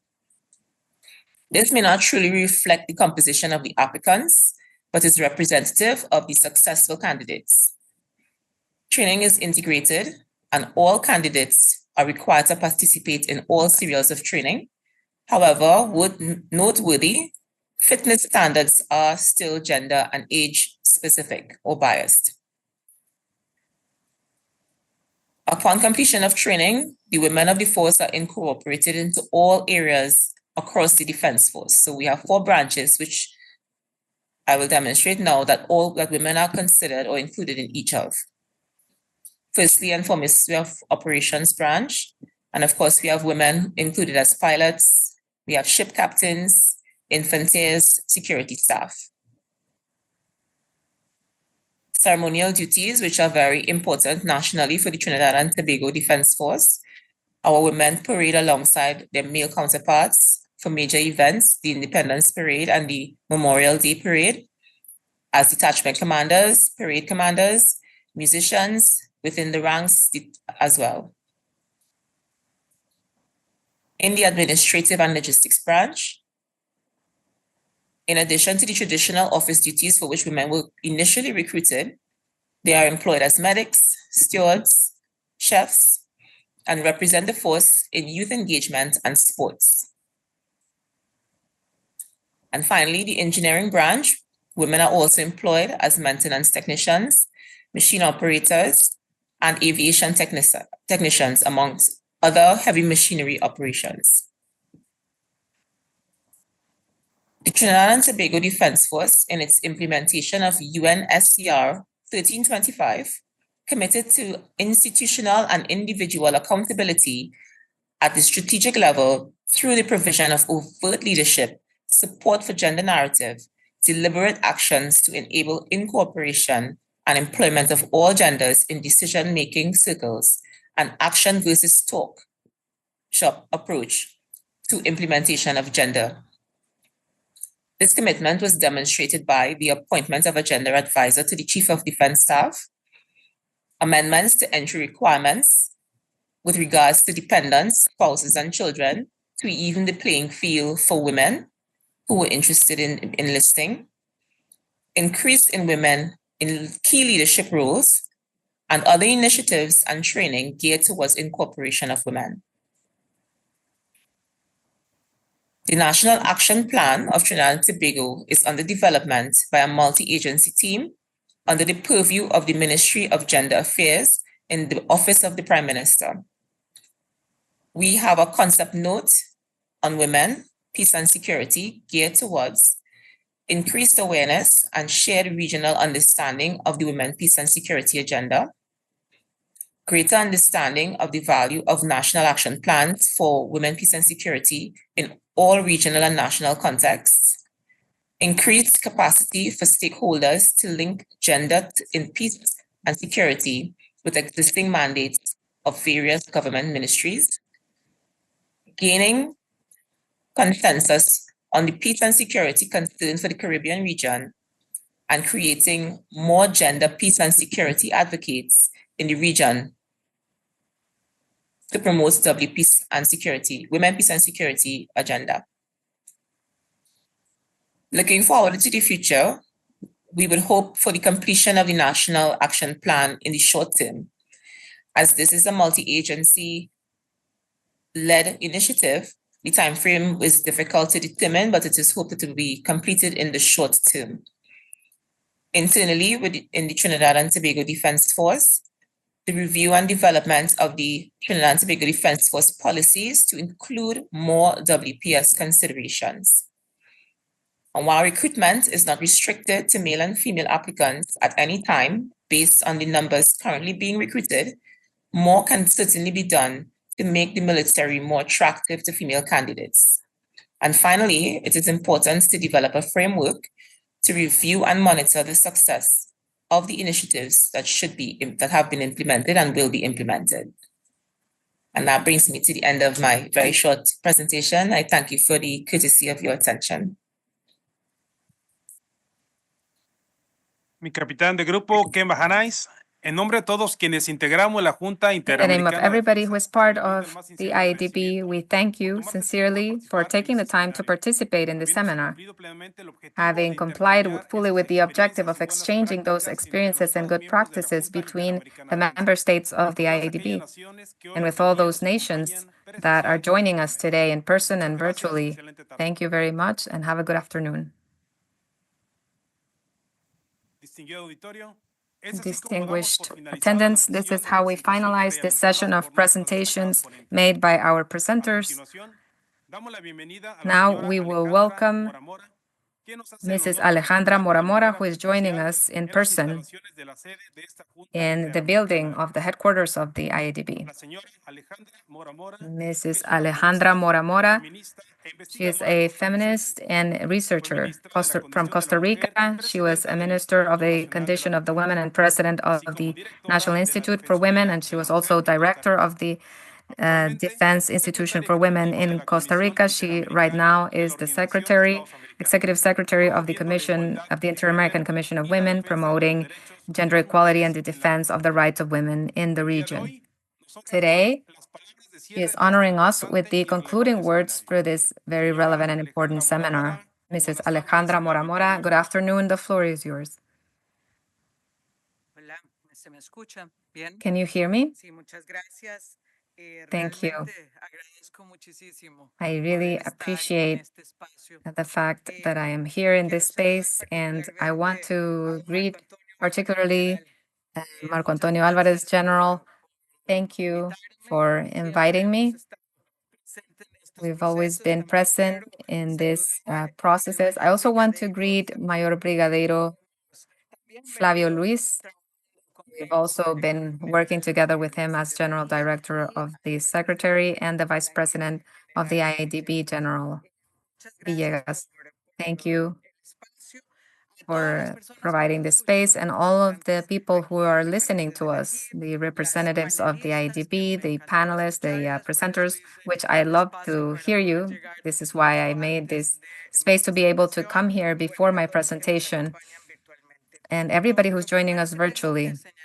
The first thing that I want to highlight is that during these 5 years that under which I've been the secretary of this women institution, we've been working with the IADB, and what I heard today is that women are empowered and they have a voice, and there's a big amount of leaders who are have a lot of solidarity with the topic, and they're very committed with the topic, and I think this is the perfect combination to be able to start deepening on the design of what we're missing in order to really have a place where women can occupy different spaces, and in order to accelerate the process, because if we look at the dates for each of the countries, we know how long this process has taken, and if we do this calculation, how much time is remaining for women that are now 30 or 40, I think the time is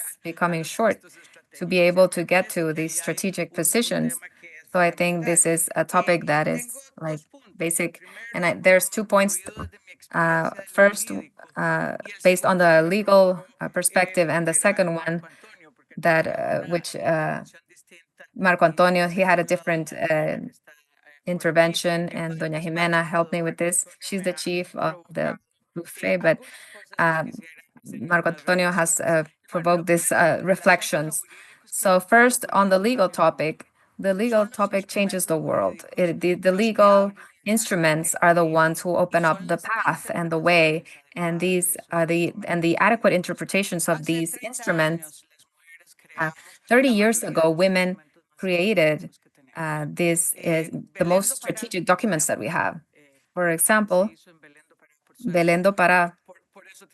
For example, this is the name of it. This is the most powerful instrument in the topics of violence against women. It is so powerful.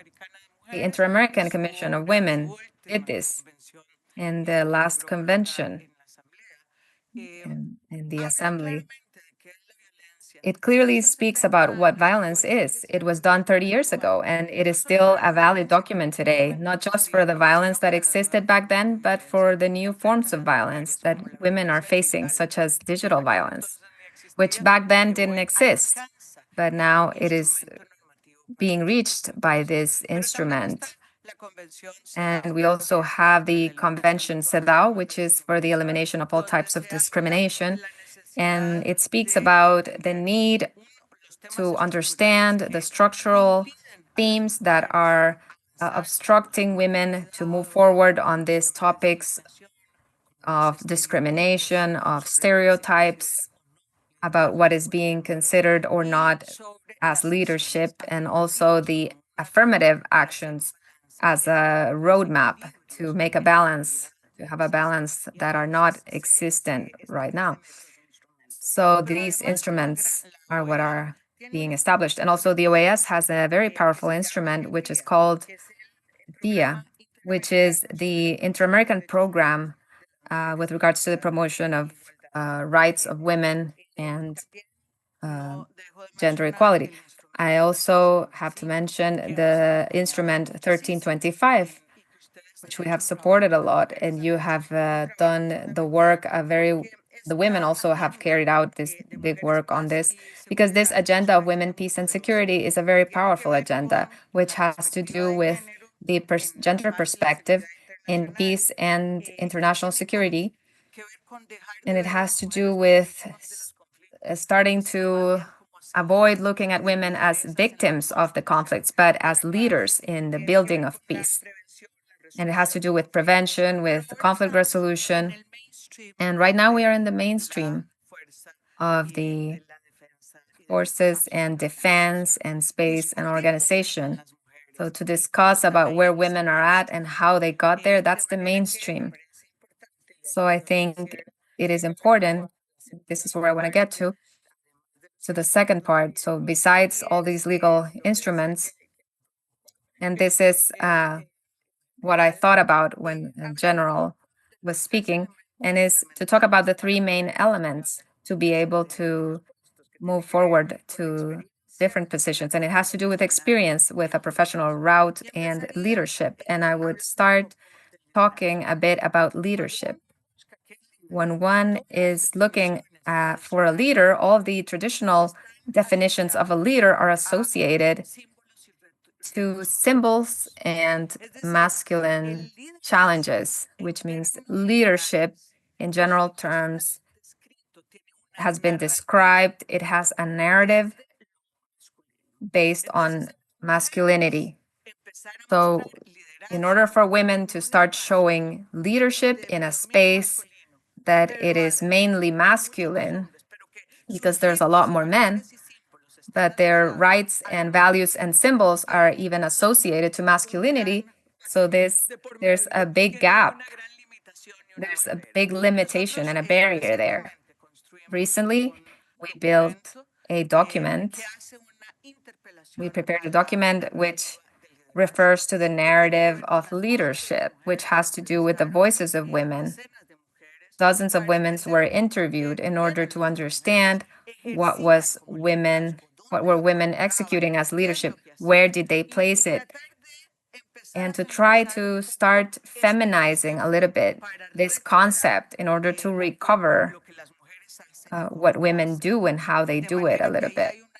So there's a key there, and then I'm putting this on the table, and this is important to be able to assess this component, which is the starting point, a basic starting point in the notion of moving forward of the of driving women into the armed forces. And there's another basic aspect with regards to leadership, and it is to understand that this is not happening just to women in the armed forces, but it happens in all of the spaces. But when one space it is even more masculinized, then the barriers are additional.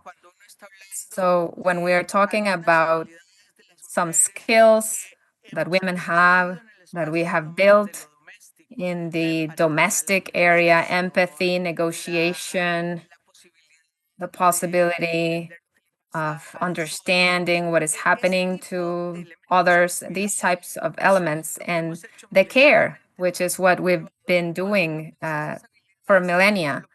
So when we move all these skills to the public aspect, it has some very important skills that are important to introduce in the schemes of leadership and the notions of leadership that we have, and that's important. With regards to experience, I think that it is so important, everything that is being described as far as the time frame where women came into the spaces, because women came into spaces that were associated to the construction of the identity of women. For example, as nurses, as caretakers, which was what normally was associated to this construction of what women is, and that is the space that was opened up for women in the armed forces, in the organizations. Therefore, although that has been changing, but the truth is that women are still positioned strategically, because when one mentions a number, if I don't know, if you give me a number, but you don't tell me where she is, in what position she's in, then it doesn't mean anything. This is the same thing when we were talking with the ambassadors about diplomacy, the feminist diplomacy. And this is another concept. How many women are in diplomacy? 30%, right? And where are they? Almost all of them, all of the positions of ambassadors are men. Then this is the same thing. The positions on logistics and support is where women are located now. Therefore, in order to jump to this, and you were talking also about positions of strategy, so there's a very important gap there and a very important movement. So we have to understand this in order to focus the attention and the design of public policies in order to change this. And I think this could be a very big strategic work in which we could do a lot of things together. And with regards to experience with the professional roadmap, again, with the professional roadmap, there needs to be, first, we have to know what the experience is, but it also has to do with a certain structural barriers which are there present for women who are in defense, but also for every woman.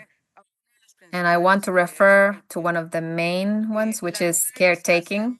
Women make the world of caretaking is being sustained by women. We invest more than 45 hours per week doing everything that demands caretaking, which is to sustain all the logic of the construction of the family.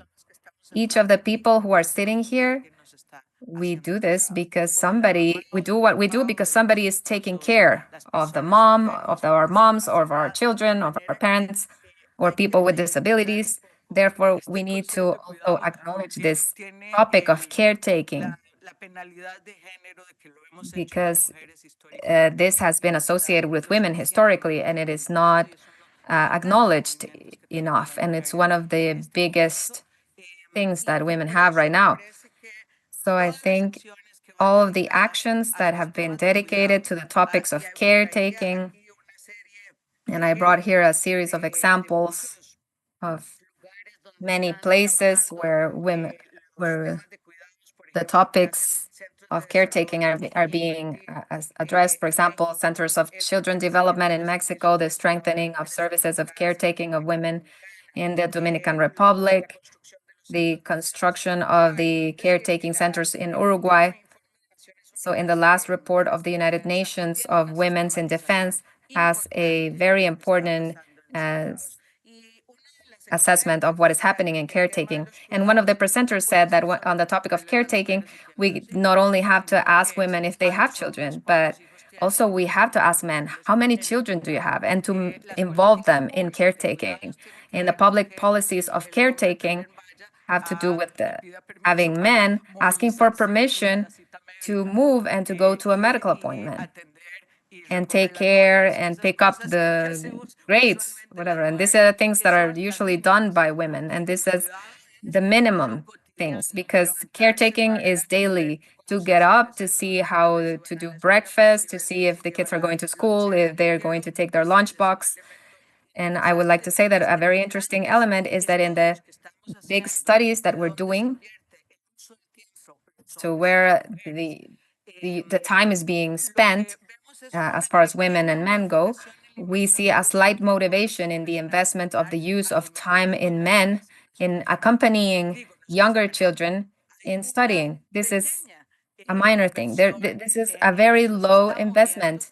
So this is how new generations are spending their time. This is very interesting. But caretaking is still a structural topic for women, and this is why I say that conventions are so important. So since 30 years ago, we have to do this as a responsibility, a shared responsibility. If women want to get to the public areas and to be competitive in the defense areas, also men have to migrate a little bit to the private world to take care of in the conditions that are possible in that organization. And also, as far as caretaking the family, it sustains the family, but also the economy. And it is impressive because besides what we've done with the use of time, we have measured how much it is worth what we do as women in caretaking, and it is more than 21 to 25% of the domestic gross product. Of the gross domestic product. And the other topic, which is a structural barrier, which is very important, is the topic of stereotypes. And stereotypes have to do with what is considered the fundamental roles of men and the fundamental roles of women.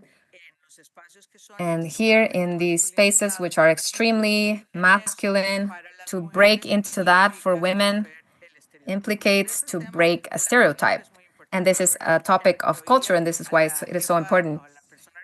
And the representative of human resources in the design that was done for the General Secretary of the OAS for the hiring of staff, many of the elements that we need to work on are the biases. And there's a certain of elements to not be able to know what the gender is of the person, the document, the person who is applying in their document. So the biggest companies in the world are doing their interviews without knowing if it is a woman or not who is touching the instrument in the musical auditions, because this is a very basic topic in order to eliminate biases in these processes. There's also a context which is strategic, and it is how to take advantage of the demographic changes that are taking place. Before we have a bonus on the youth, and now there's a change on the gender bonus, and we are we are also building on some of these elements to understand what this bonus, a demographic bonus, means for all of the spaces. And also on the topic of competitiveness and how women are lately having this rate of studies of a third level, which is very interesting, which makes women be competitively possessing the tools to be able to enter into these types of spaces. And this is why it is so important that the defense bodies take advantage of this talent and the training that many women already have in these spaces. And then finally, I would say that it is very important to continue with this process.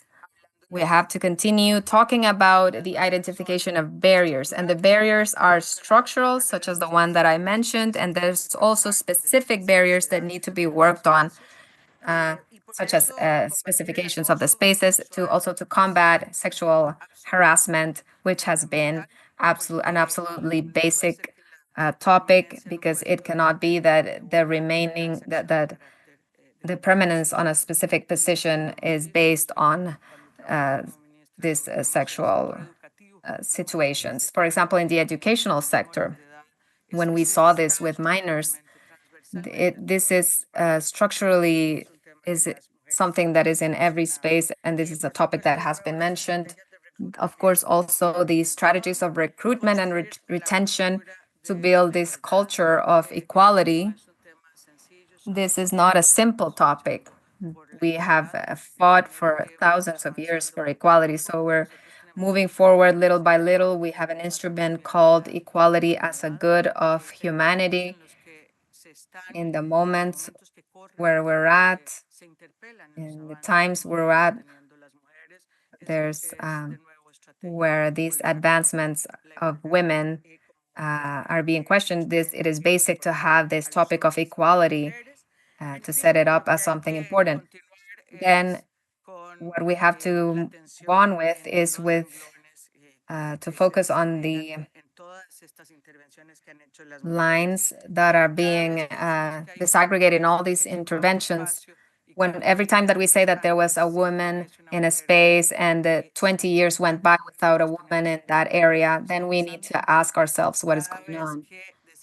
Every time that we say that this is the first time that a woman comes in, then we have to ask, how come this happened?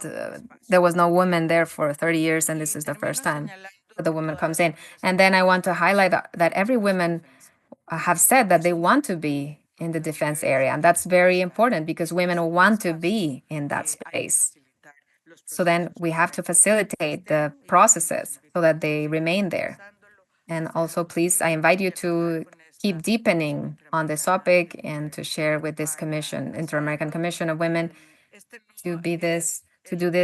And this is not the first space where we are discussing these type of things. Also, when we're talking about women who are CEOs or very successful in companies, the challenge of assuming a leadership and to believe in themselves and to beat the stereotypes is not a very simple topic.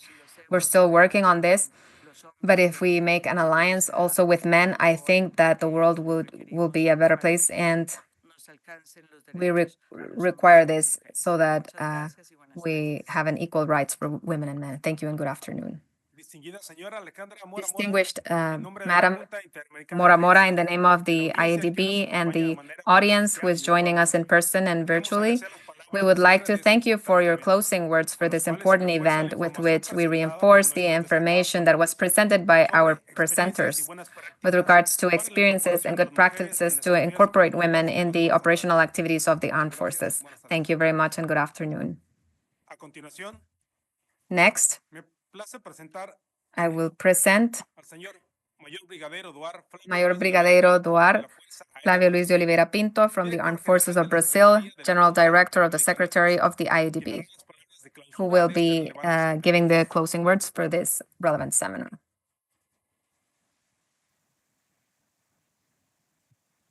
General Divisão Álvares, Presidente do Conselho de Delegados da Junta Interamericana de Defesa, Senhora General Alvarez, also Mrs. Mora Mora, from the Inter-American Commission, also the Vice President of the Council of Delegates of the IADB, Ladies and gentlemen, everybody who is joining us, good afternoon. When concluding the seminar on women, peace, and security organized by the IADB, we would like to express our most sincere thanks to all of you for your participation and involvement in this very basic topic. We've had the privilege to listen to experiences and lessons learned from very important presenters from the OAS, from the UN, from the European Union, as well as representatives from Argentina, Brazil, Colombia, Ecuador, Spain, Mexico, Peru, and Trinidad and Tobago. Our shared reflections reaffirm the importance of moving forward with the inclusion of women in the operational activities of the armed forces, strengthening security and defense in the hemisphere. The challenges that we face demand